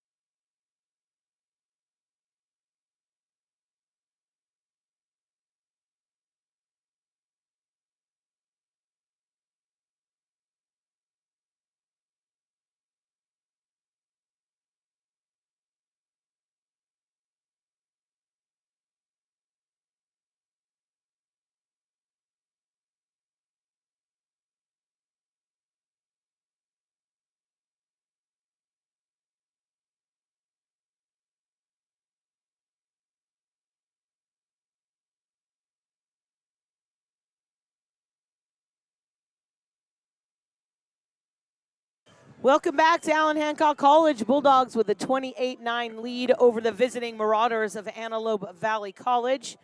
The Marauders are 1-7 overall, 0-5 in Northern League play. The Bulldogs 5-3 overall, 4-1 in league play with this game, and then next week at El Camino. And all of that will wait until around the 12th or 13th of November to find out if there's a bowl game, some sort of postseason for your Bulldogs. Both of these games are crucial in this new format with 7 league games. Terry Veal and CJ Silas bringing you all the coverage of today's game from Bulldog Football. Giffen Equipment, Cab Shack, Oxford Suites, Home Motors Chevrolet, Community Bank of Santa Maria, Mount Mike's Pizza, and Me and Ed's, all great partners for Allen Hancock College Athletics. Terry Veal, can you share with us first half statistics? Well, this is a game of 2 different quarters. If you were out walking the dog or washing the car and you missed the first quarter, you didn't miss much. It all happened in the second quarter. 2 back-to-back 70-yard drives by the Bulldogs with a 37-yard field goal sandwiched in the middle by Antelope Valley. And then Hancock kicked off, and Iverson Daniels ran an 82-yard kickoff return on the next play after the point after was blocked. But on the next play, Makai Puga said, "Oh, yeah, watch this." And he ran it back 100 yards, wire to wire. And with about a minute left on the clock, Caden Harris punched it through from 7 yards.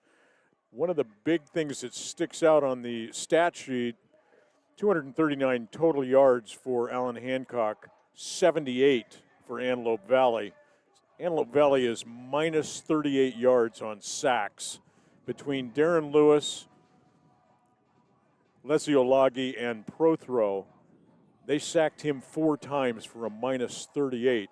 And they just, neither team got it going in the first quarter. They were plowing it out between the 40s. And then the second quarter was a totally different game. So if you missed the first quarter, don't feel too bad. Just saying. Time of possession. Did you mention the time of possession? I did not. 19:30 for the Bulldogs and 10:30 for Antelope Valley. And Antelope Valley kicking off after the Bulldogs won the coin toss and deferred it. It's Tupo'u on the kickoff return, and he finds some room. It was a short kick, so it didn't get all the way back to Puga. And Tupo'u with a nice run back. He had 1 kick return coming into the game for 18 yards, and that's his second on the season. And the Bulldogs offense coming on to the field for the first time this half with a 19-point lead. Coming into the game, when you looked at the record, you might assume things aren't going to be great when it comes to Antelope Valley being not having a win in league play. But at this level of football, you really do never know. And with these 7 league games, things have shifted a little bit. But the Bulldogs taking the advantage into the locker room at halftime. Caden Harris hasn't been touched. He runs down the near sideline. He's still going, and he's pushed out of bounds at the 7-yard line. Caden Harris untouched all the way from the 34 in Bulldog territory. That's a 59-yard run for Caden Harris. It was a foot race between he and Michael James, and Michael James caught him. He was the only chance to save a touchdown. Well, he didn't have 100 yards in the first half, but he's gone over 100 yards now. Caden Harris was overwhelmingly dominant in the game last week against the Vaqueros, and it was a little bit more rushing by team today with Luquetu, Harris, Allen, and Busby all getting their hands on the ball. It's a 1st and goal from the 7. Once again, Harris still on his feet, diving into the end zone for a touchdown. Another 7-yard touchdown run for Caden Harris. Second touchdown of the game. Caden Harris really has become the overwhelming dominator when it comes to the rushing game for the Bulldogs. Chris Dutra did it when he was head coach. Seth Damron did it when he was head coach. And now Rick Aguilar also doing it as the head coach, with Chris Dutra assisting him as the offensive coordinator, using a 3-4-5-6 back system with Busby and Harris getting most of the play. Acosta, another point after. This one is good. It's 35-9. Bulldogs with the lead. We'll finish talking about the success in the running game for the Bulldogs today and all season when we come back. You're listening to Bulldog Football at ahcbulldogs.com.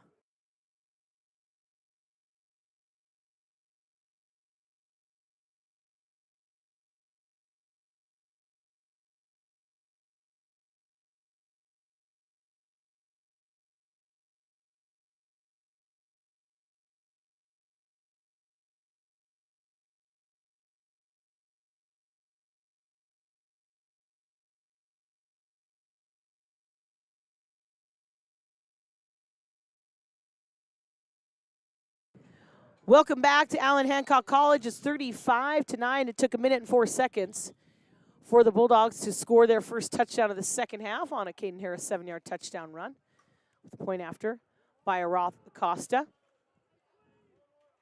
Kickoff fielded at the 20. Daniels gets all the way into Bulldog territory.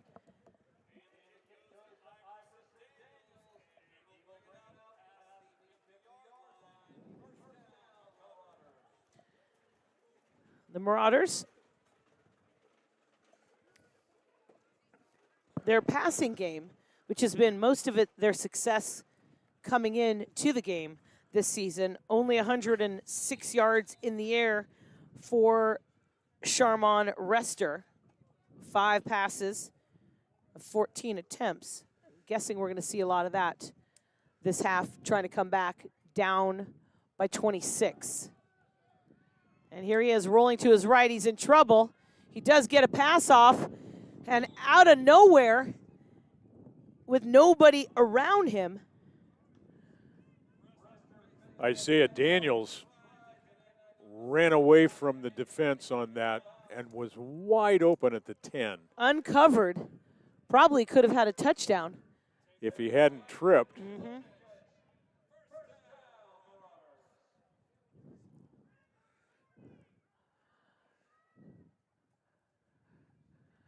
First and 10 for Antelope Valley. Gardner only had 2 carries for 5 yards.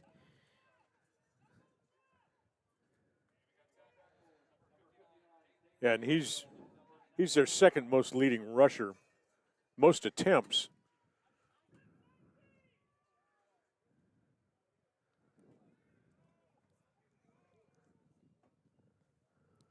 Gain of 2. Yeah, Gardner's averaging almost 50 yards per game. Oh. Rester finds Guzzo for a complete pass.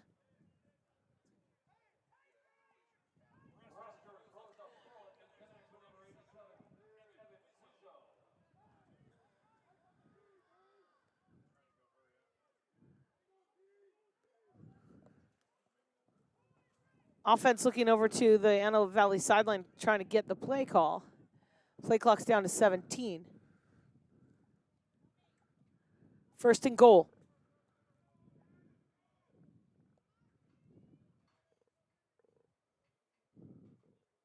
Daniels in motion. Rester keeps it. But guess what? Bulldogs were ready for it. Keyshawn Pua is not going to get fooled on that play.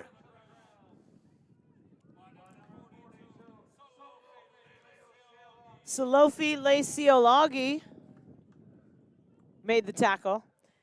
Lesiolagi has a sack this year from Waipahu, Hawaii. The freshman with the best number, 42. Second and goal.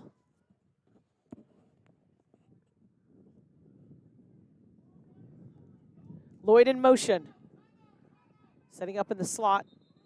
Something didn't go right because when Rester... Timeout on the field.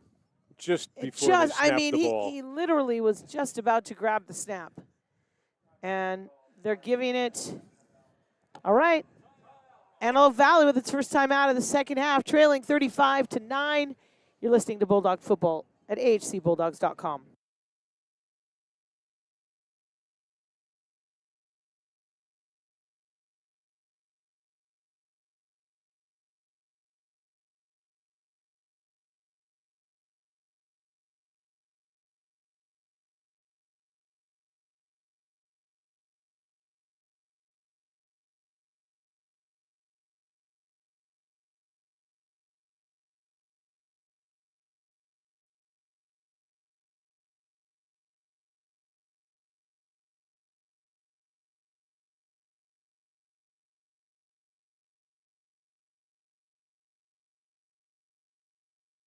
That up. Welcome back to Allen Hancock College. It's a 2nd and goal for the visiting Marauders of Antelope Valley. Using their first timeout of the second half. Rester in the backfield in the pro set formation. In motion is Daniels. Rester in trouble. Tries to pass it away. Intercepted by the Bulldogs. Jack Gentile at the goal line. Gentile's 2nd interception of the season. He was being pulled down by his ankles, Rester, and those passes are usually dangerous. He was dumping the ball off and threw it right into Gentile's hands. Turnover for the Bulldogs early in the second half. Jack Gentile, Faith Lutheran High School, another kid out of Las Vegas, a freshman.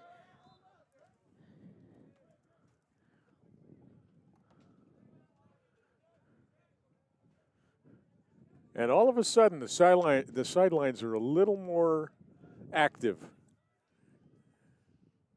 1st and 10 Bulldogs from their own 27.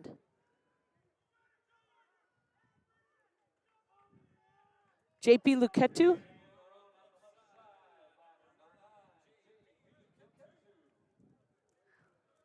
Luketo coming out and John Allen coming in.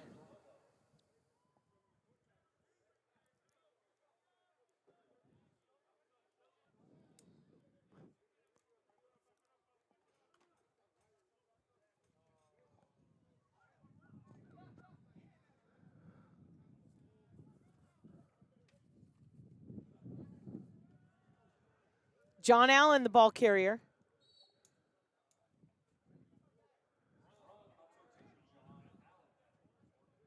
Christian Tucker Martin made the tackle. Freshman from Texas, Kylene, Texas. I don't know if you noticed this, Terry, but there's not a wide receiver on the field for the Bulldogs. No, there is not. Here comes Luketu.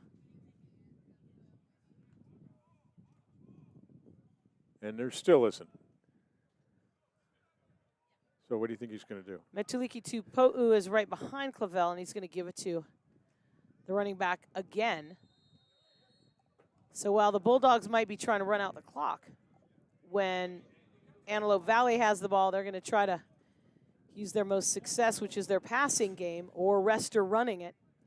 And that's a first down for the Bulldogs. Cameron Gee made the tackle for the Marauders.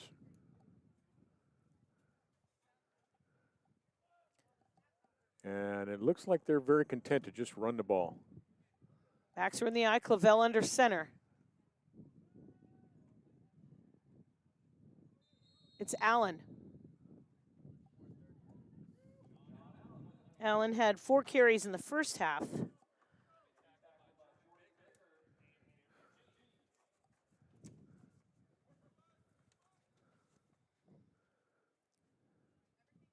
Bulldogs want this win, making next week's game against El Camino a little less important, still crucial to their postseason chances. But if they could get a win this week, it matters in a 7-game league season.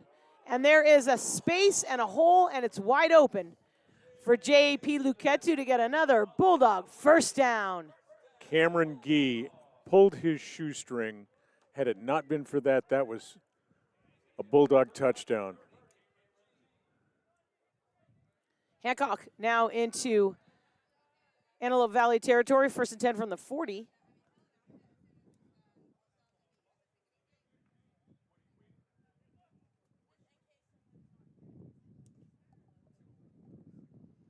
Allen. Somebody's helmet is off while he's in the pileup.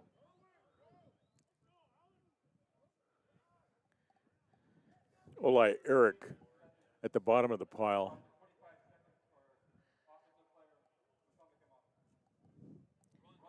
Saipale Fui Moano has to leave the game for a play because he lost his helmet. Sophomore offensive lineman from Otto, American Samoa.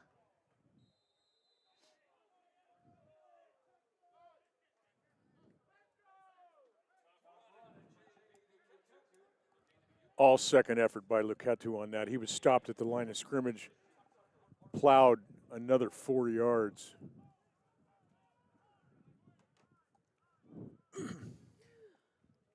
Brings it to a 3rd and 5 for the Bulldogs.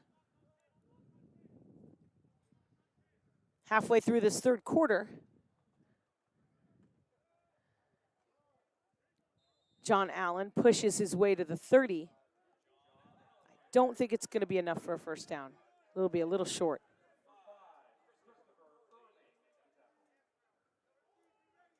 Well, based on what they've done all day so far, I'm thinking 4 and 1. They're probably 4th and 1. They're probably going to go for it.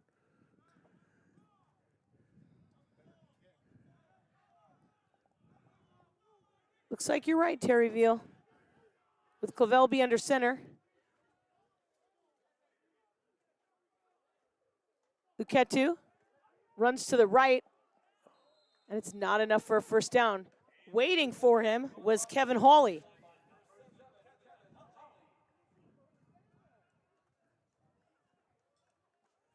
They must have told Kevin Hawley, do not take your eyes off of him, because he had that one sniffed out.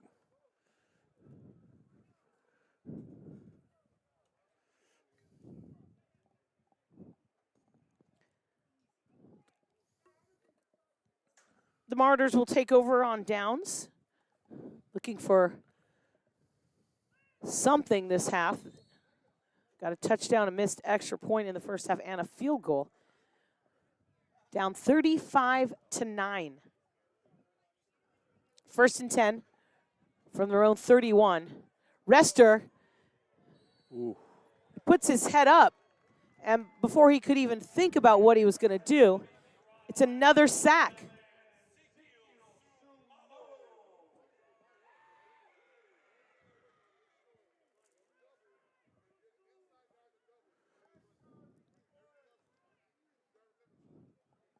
Three Bulldogs in his grill. Yeah, 6-yard loss on the sack. I think Ezekiel Siumalo was one of the leaders of that sack. Rester keeps it. 30, 35. I think he got just enough for a first down as he ran out of bounds just past the 40. Depend on the spot. Looks like he's a little short. It always does depend on the spot, doesn't it? Yep, they're not giving it to him. It's a 3rd and short. Hard to tell from this angle, this low, with all the players on the sideline, exactly where he runs out of bounds.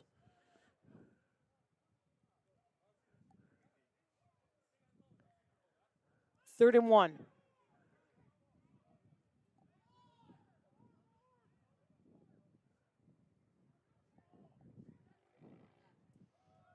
Gardner, enough for a first down. And that time, the offensive line made him a hole, which they have been wont to do so far today.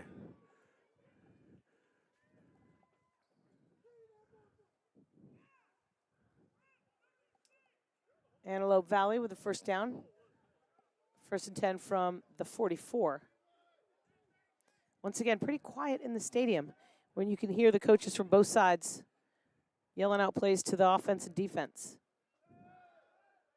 Rester gets the ball off. It's intended for Lloyd, and it looks like it's a complete pass for Darrell Lloyd. That was a floater. Yeah, it was a dying quail, and he actually had to run back a couple of yards to catch that ball.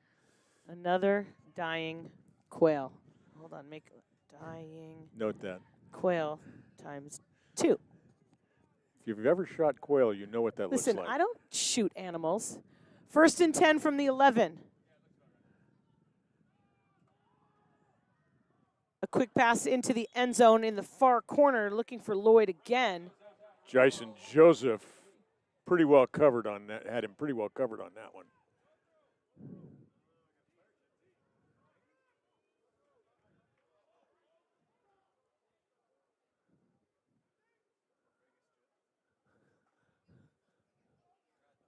They're right.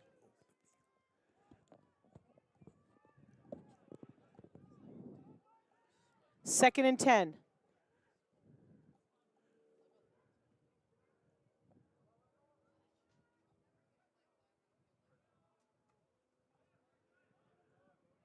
Rester has a little bit of time. He's scurrying over to the right sideline. Incomplete pass. He threw that one away. That time the Bulldogs had the coverage. There's a big jet going over us. A fire jet? That's not a good sign.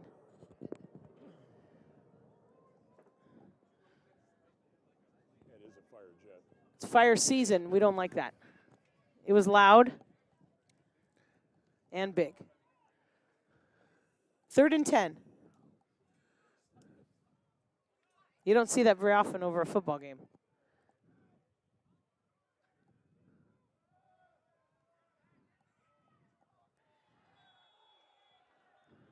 Complete pass and a touchdown for Iverson Daniels. Marauders with 6 more points on the board with 3:45 remaining here in the second half. 3rd quarter.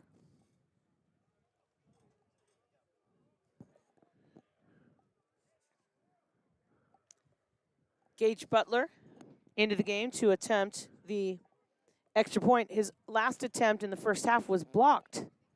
I think it was Trent Kimmel that blocked it in the first half.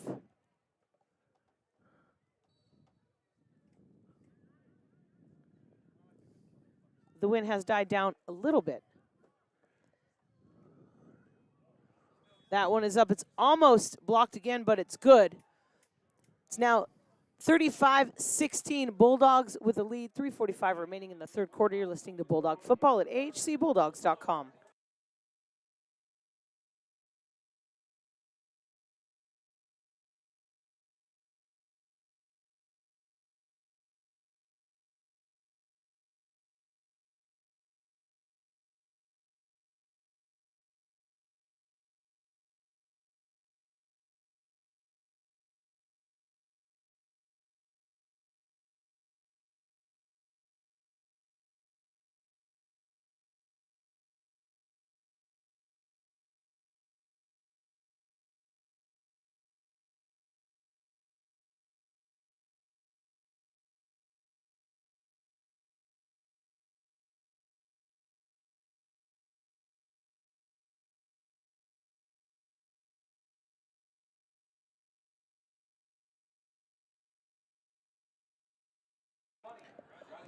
Welcome back to Allen Hancock College.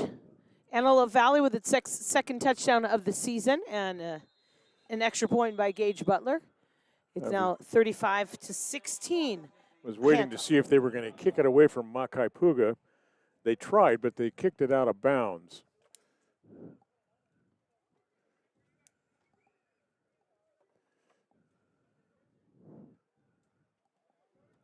Bulldogs. There is a penalty on the play. Kicked out of bounds. You don't really call that a penalty. It just moves the ball. We're going to re-kick it. So they're going to do it Sometimes- all over again. They'll move it back 5 yards. They'll And kick then from do the it 30. again. Yep. I feel like it's an inconsistent process when it comes to that. I'm just saying. I mean, Well, they can, I could be oblivious, which, you know what, wouldn't be the first time. and maybe not the last. And definitely, oh my gosh, not the last even today.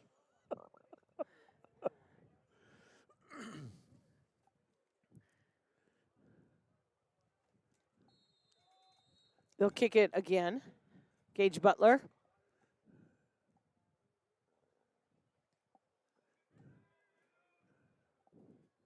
Puga inside the 10. Gets the 20 past the 30, still going past the 40. Midfield, cutting inside, and then tackled inside the Antelope Valley 40.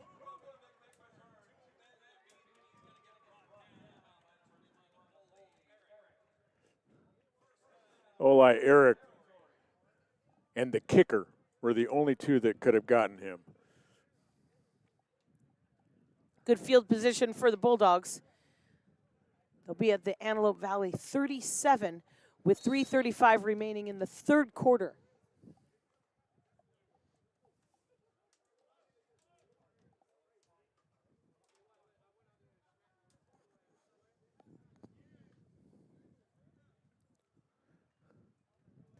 Busby's back.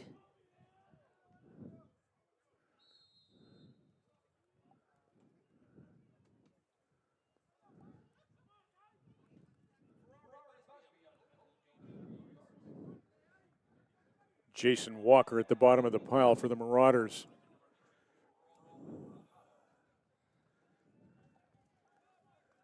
Four-yard gain on the Busby run.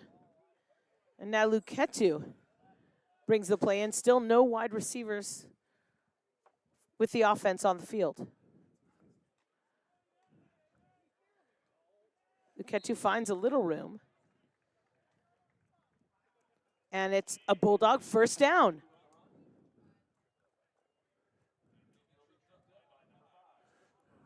I guess their philosophy now is we don't have to pass the ball if we can get 4 or 5 yards on every run.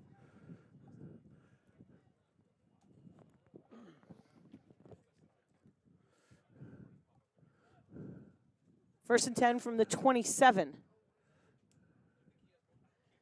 Caden Harris. Dragged down by Amir Bastu.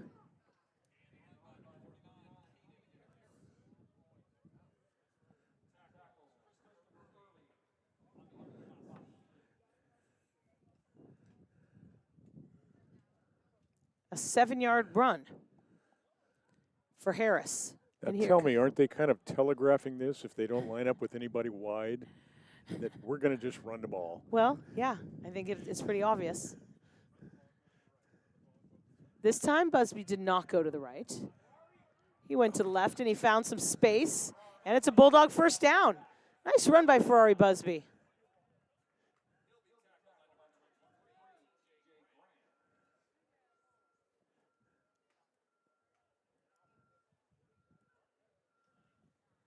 First and goal, just inside the 10-yard line for the Bulldogs.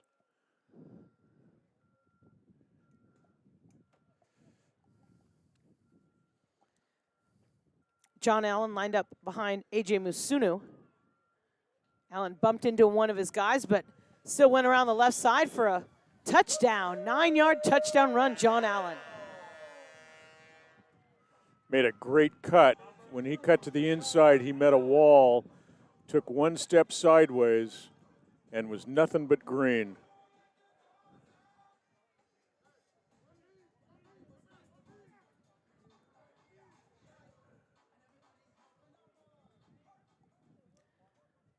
Aratha Costa has been pretty busy today. He's in for his, let me do the math, 6th point after attempt. Not going to say it. You already ruined it last week.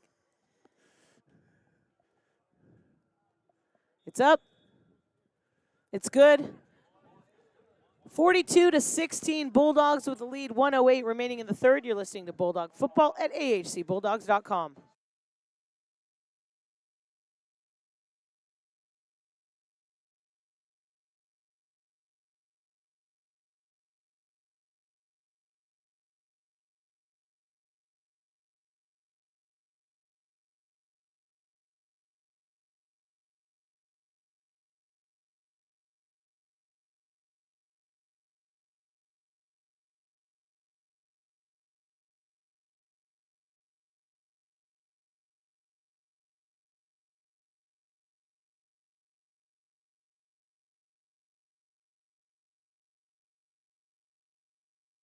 Welcome back to Allen Hancock College. The Bulldogs with another touchdown on the board and an extra point by Roth Acosta.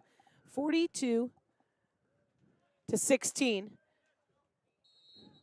Fair catch at the 30.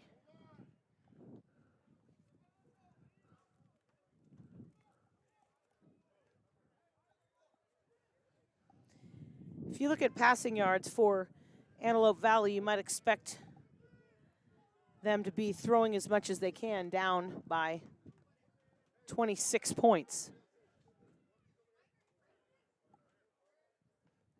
Fair catch was called for by Evan Guizo from Kamloops, British Columbia, Canada. Yes, saw that.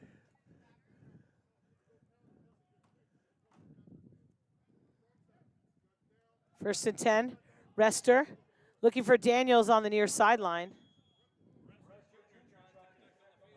And they're talking to each other. There was definitely a communication breakdown. Darius Odom had him totally covered, but I think somebody ran the wrong route.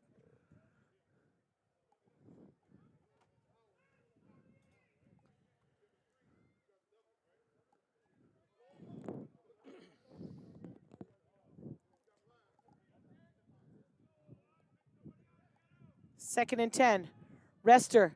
This one is complete to Daniels. There's two Daniels. There's Isaiah, that's who made the catch, from Friendswood High School in Houston, Texas. Then Iverson Daniels is from Peter Knights High School in Los Angeles. Two wide receivers, two Daniels, no relation. Or maybe, but just one lives in Texas, one's from Texas, one from LA, and they're here now.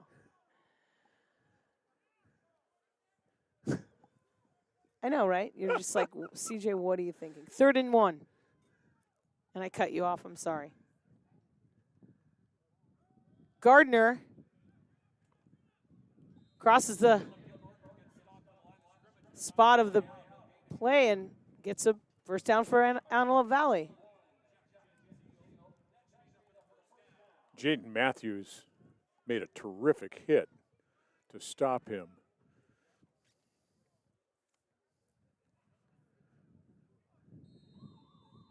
And that'll be the end of the 3rd quarter with the Bulldogs leading at 42-16. One more quarter of play. You are listening to Bulldog Football at ahcbulldogs.com.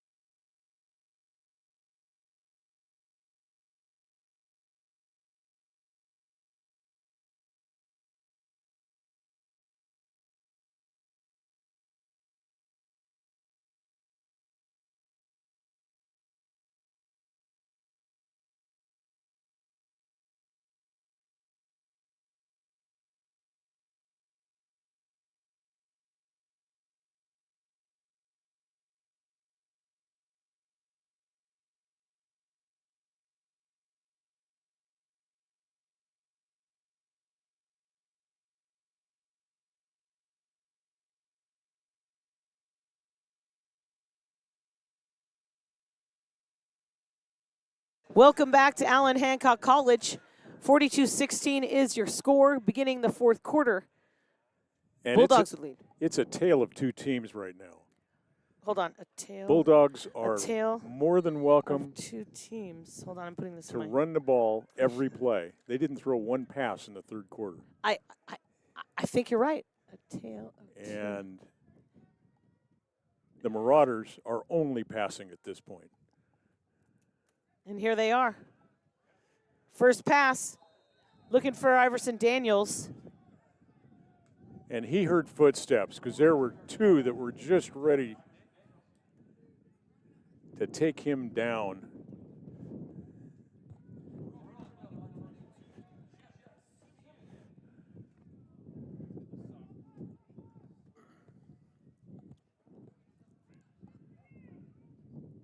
2nd and 10.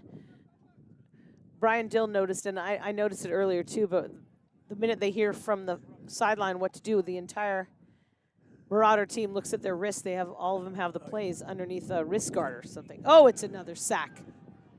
And it's a fumble. No whistle, so it's live. Brody Tucker. Brody Tucker. There's his fame right there.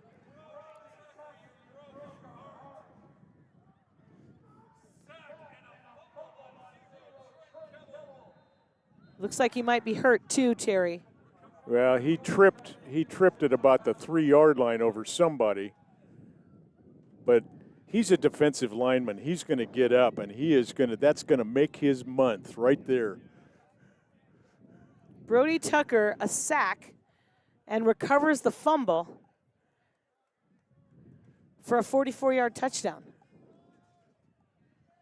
I think he is the one that's down. We're going to take a timeout with an injury on the field. 1st and goal at the 1. So no touchdown, but he got tackled at the 1-yard line, and he's being tended to on the far sideline. We will take a quick timeout. You're listening to Bulldog Football at ahcbulldogs.com.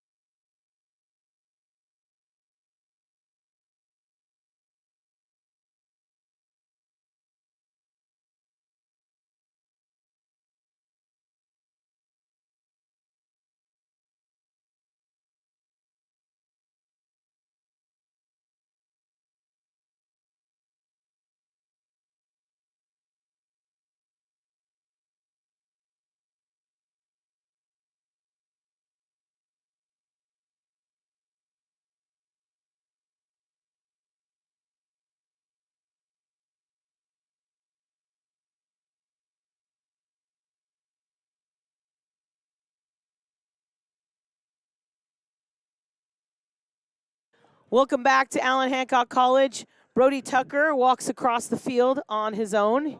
He definitely did not want any help, though he's having trouble putting pressure on his left foot.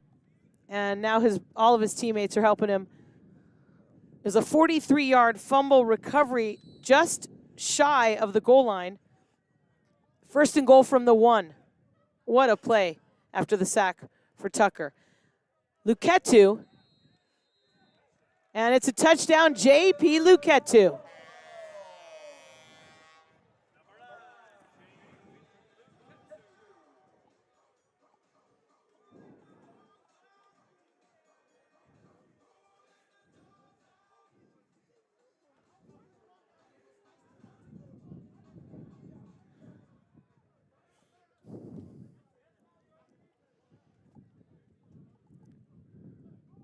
Roth Acosta coming in for a 7th extra point attempt today. Brody Tucker made it to the trainer's tent with a little help from his friends, tending to his left foot ankle area. That's one of those, I remember when I was in community college playing football, and this happened. One of those great stories. Yeah, Acosta. But it's going to hurt a whole lot less. Kick is up, and it's good. 49-16, Bulldogs with the lead. 14:36 remaining in the game. You're listening to Bulldog Football at ahcbulldogs.com.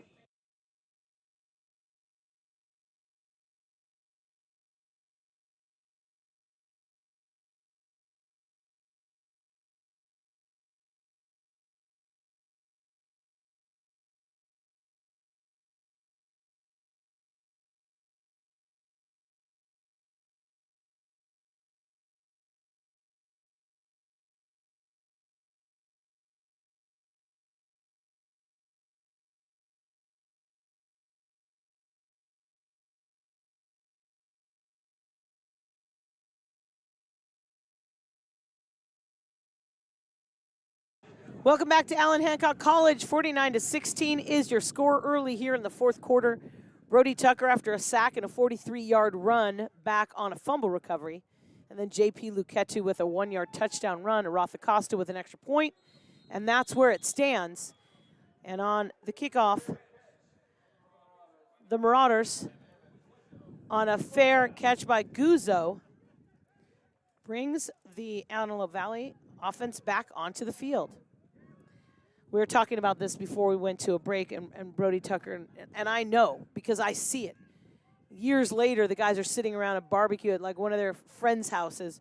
Remember that day, and that's going to be. Remember when? Brody Tucker's going to have that for the rest of his life. Yes. For a defensive lineman, it doesn't get any better than that.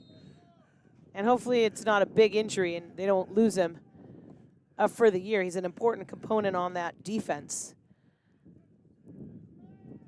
Rester keeps it, finds a little bit of a hole, and crosses the 35-yard line. It's not enough for a first down, but that was a gutsy run, knowing that a lot of those linemen from the defense are way bigger than him and ready to take him down. Solofi Lesiolongi put a bear hug on him.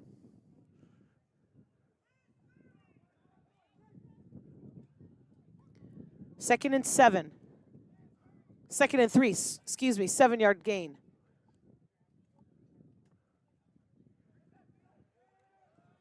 Now Rester wants to pass. And it looked like, oh, I thought he was out of bounds, but he wasn't. Oh. Taj Brown with the complete catch. And it's a first down for Antelope Valley. Ball's at the 39.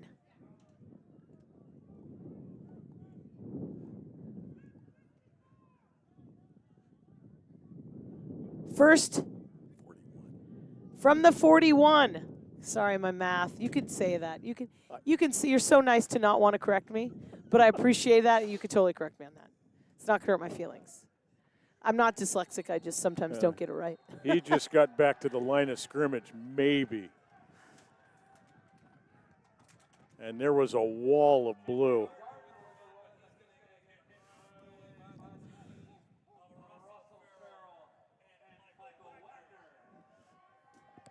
Loss on the play, back to the original line of scrimmage.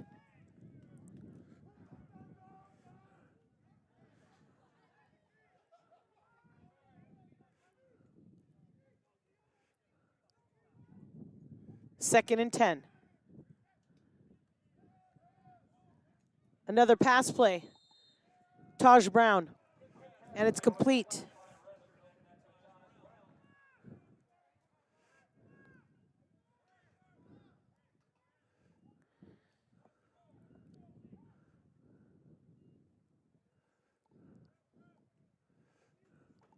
That may be the blueprint for the rest of this game. Down 4 and head for the sidelines.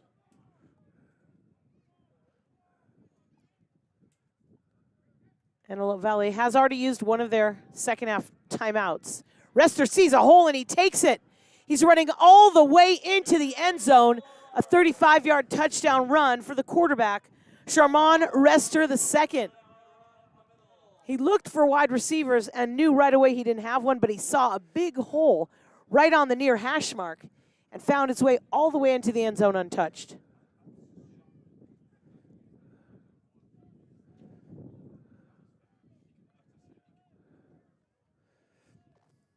And there was nobody in front of him.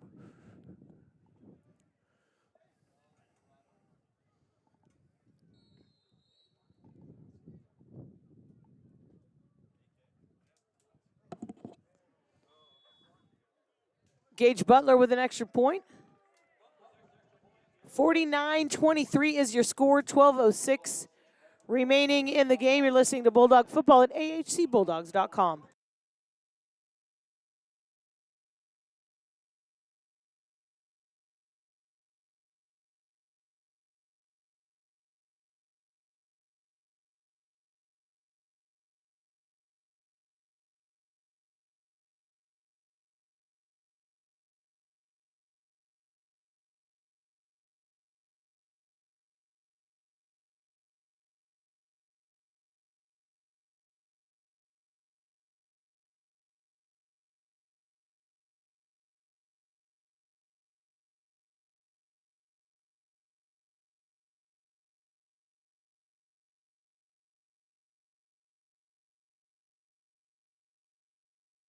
Welcome back to Allen Hancock College.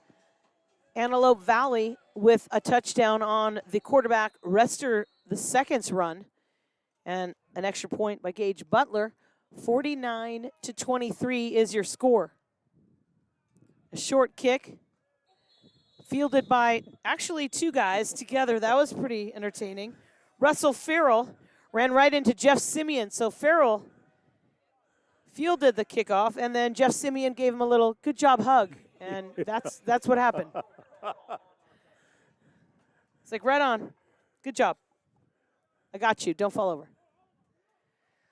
It was a short enough kick that you don't really know who's going to field it. Well, they got smart like Allen Hancock did, and they're kicking it away from Makai Puga. First and 10. Bulldogs. A.J. Valet is in as the quarterback, giving it to Busby. Valet from Bishop Diego High School in Santa Barbara. Busby does not give up. His key is he keeps those legs churning, and that 5 yards was all on him.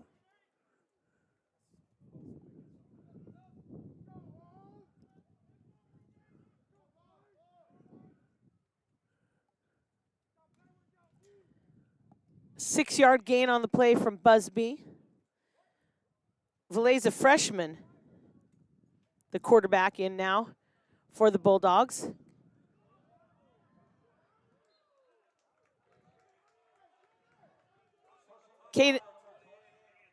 Anthony Tucker, the ball carrier, the freshman from Wilmington, North Carolina, gets some playing time and a Bulldog first down.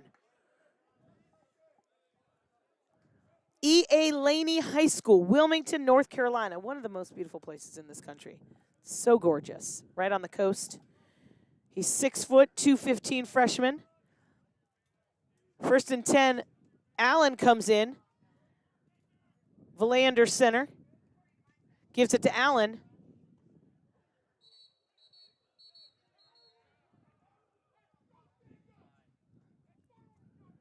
Jason Walker, the tackler. Isaiah Barillo put a hit on him also.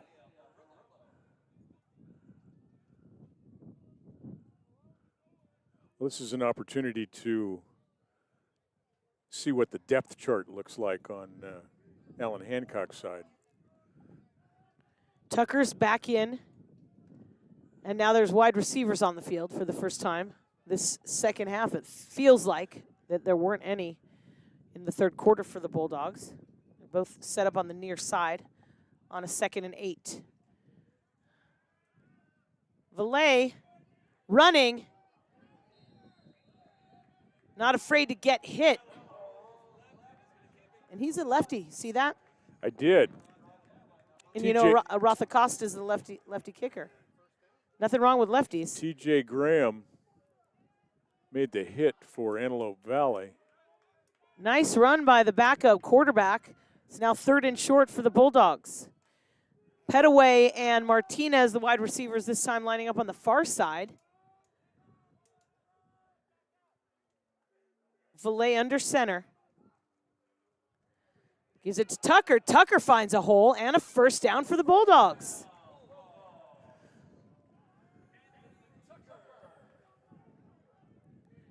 Tucker had 9 carries coming into this game.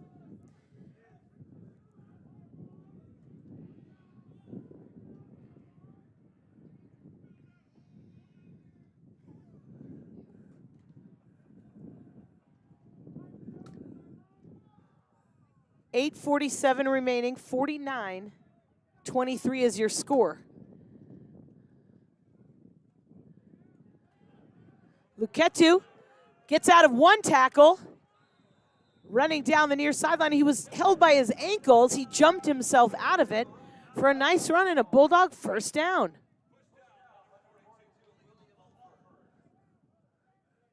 Nice bit of sportsmanship. William Alford made that tackle and then helped Luketu back up to his feet. You don't always see that, particularly in a game this far out of control.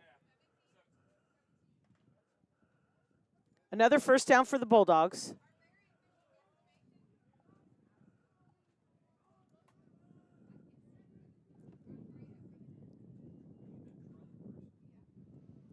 Tucker.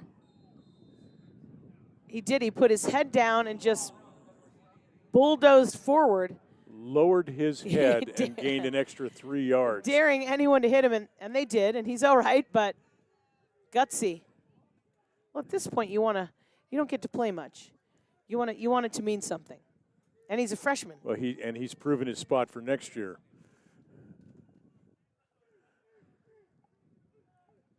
Second and 4.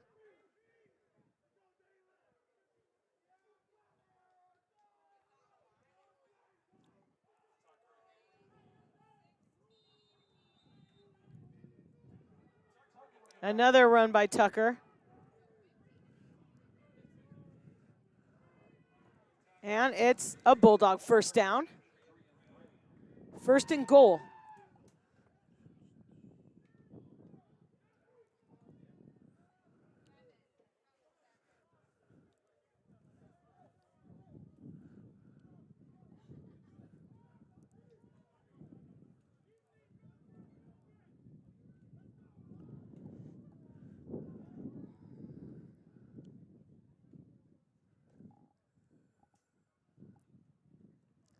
Tucker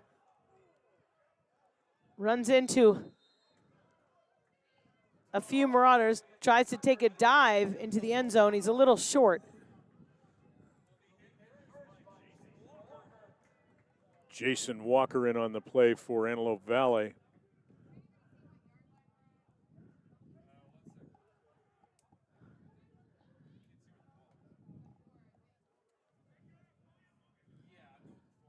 Second and goal from, looks like the 4-yard line.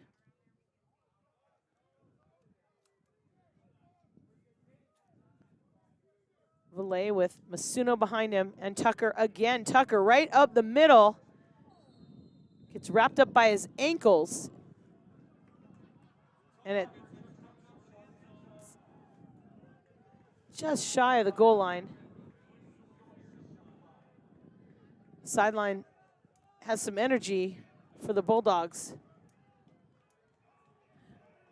I just noticed that Jatavius Franklin is not in his uniform. He's on the sideline, one of the defenders for the Bulldogs. In street clothes now. Cheering on A.J. Valet and the offense, Anthony Tucker. And this one is a touchdown. 2-yard touchdown. Anthony Tucker's first touchdown as a Bulldog, a 2-yard touchdown run. Bulldogs now lead it 55-23. Here comes Acosta to attempt his 8th extra point of the game.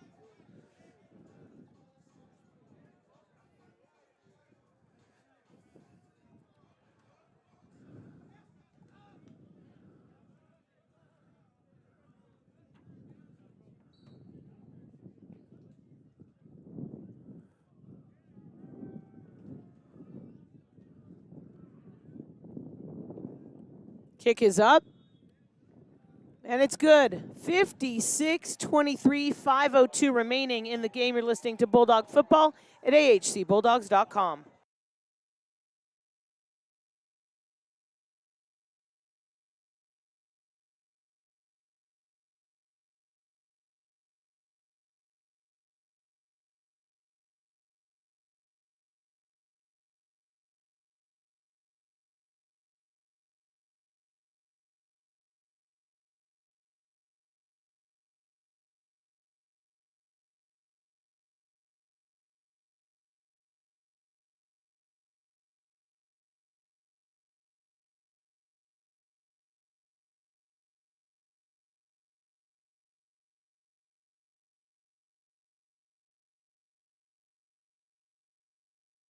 Welcome back to Allen Hancock College, a 2-yard touchdown run by Anthony Tucker and an extra point by Roth Acosta gives the Bulldogs a 56-23 lead late in the fourth quarter.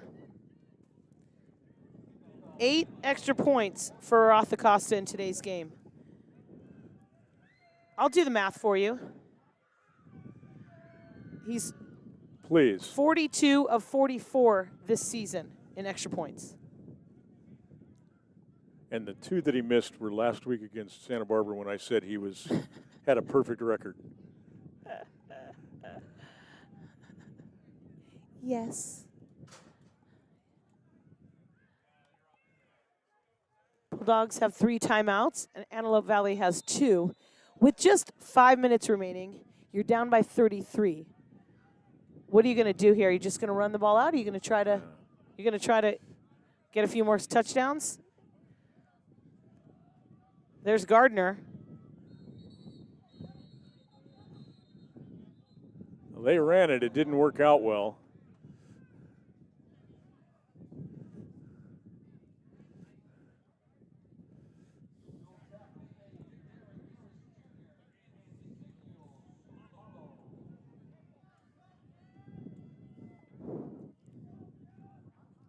Still working on him. A loss of 1 on the play. Actually looks like they brought crutches out for Brody Tucker. 2nd and 11, Marauders. Rester sacked again. This time all the way back to the 10-yard line. Seumalo gets the credit for the sack on that play. Ezekiel Seumalo lines up right next to his brother Nizan Seumalo, both of them from Kentwood High School in Kent, Washington. One's a freshman. Zeke's the freshman. Nizan is the sophomore. Lots of states represented on the Bulldog football team. We've talked about that every week. And not only states, but international. When you talk about the Samoan boys.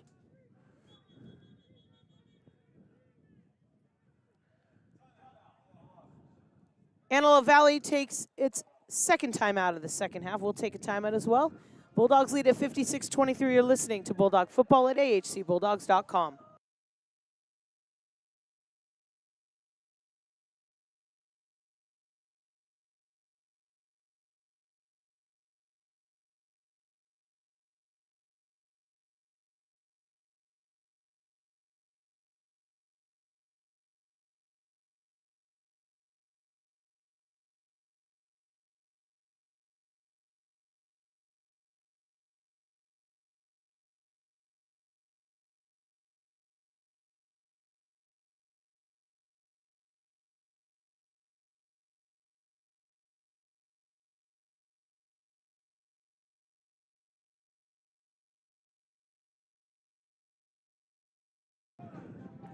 Welcome back to Allen Hancock College. Bulldogs lead it 56-23, 3:32 remaining in the game.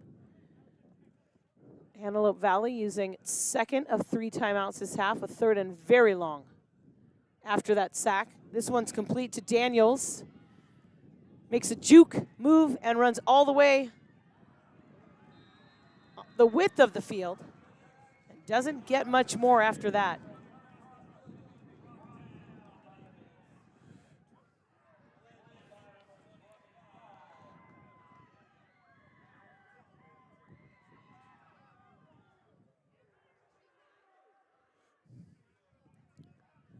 It's a 4th and 12. Antelope Valley is going to go for it. You don't really have much choice with just under 3 minutes to play, down by 33.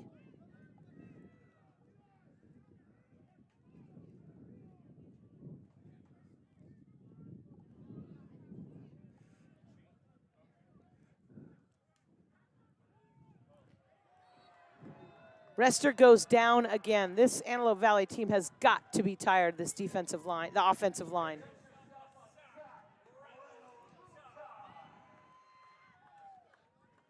And the Bulldogs will take over on downs. 2:33 remaining. Looks like they're going to spot it at the 15-yard line, just inside the 15.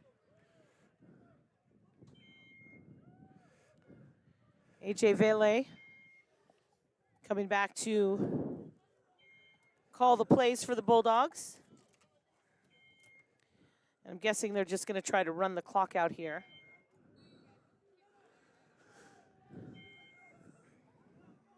I could be wrong.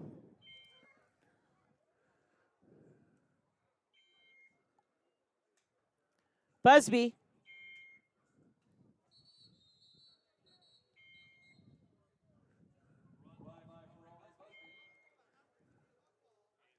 Clock is still moving at 2:20.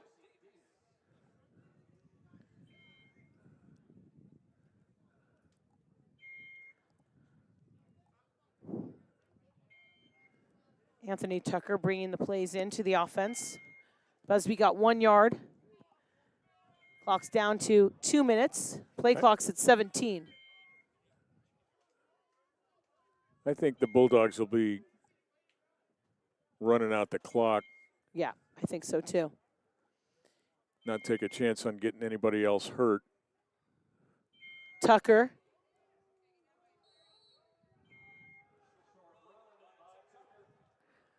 Clock's still moving. Couple yard gain for Anthony Tucker. Cameron Gee with the tackle for the Marauders.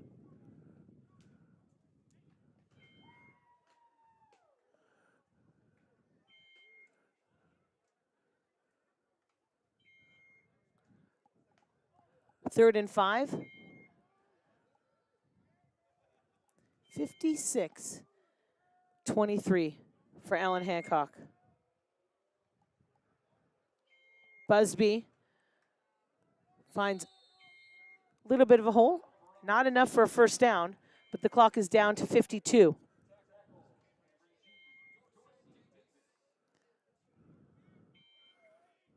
Play clock is at 32. The game clock is at 42.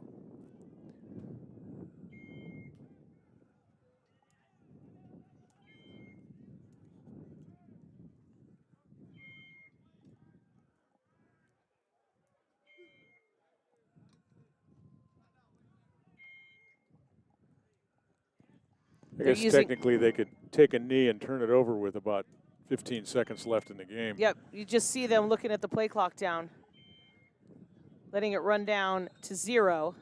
They'll take the 5-yard penalty. Actually, no, the Bulldogs called a timeout with 11 seconds remaining.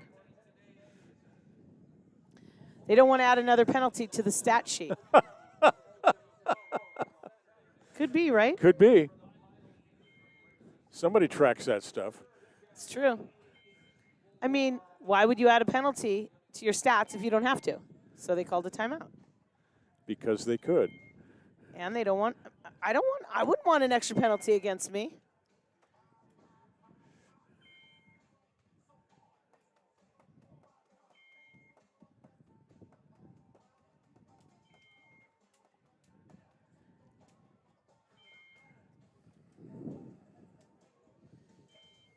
We're just hanging out. We didn't take a timeout because why should we call a penalty on us? We don't need any penalties on our stat sheet either. Yeah, we know we didn't take a timeout. We just wanted to hang out here. We wanted as much airtime as we could have. We don't have a play clock or a game clock in the broadcast booth, Brian Dill. Brian's looking at me. He's going, "Aren't you going to take a break?" I'm like, no, we didn't feel like it. We're just watching everything. We're just observing. We're saving our timeouts. You never know if we might need it. Clock is down to 11 seconds. Tucker's going to run it. And Tucker into the end zone for a touchdown to end the game. Still have 3.6 seconds remaining. And Anthony Tucker gets his first and second touchdown of the season in the fourth quarter of this game. Aratha Costa's like, really? You guys gonna make me kick again? He's like, I'm tired. My left leg is tired.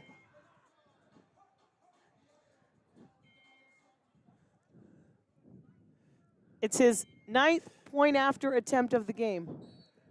We tried to find the stats on that I for know. the number of point afters in one game. And he's like, no, don't go for 2. I want another one. One more. Let's see. The lefty's got it. And he's lining it up just like the game would be won if he got it. Kicks up. And it's good. Arath Acosta with his 9th extra point of the game. Bulldogs go up 63-23 with 3.6 seconds remaining of the game. We're going to take a quick timeout. You're listening to Bulldog Football at ahcbulldogs.com.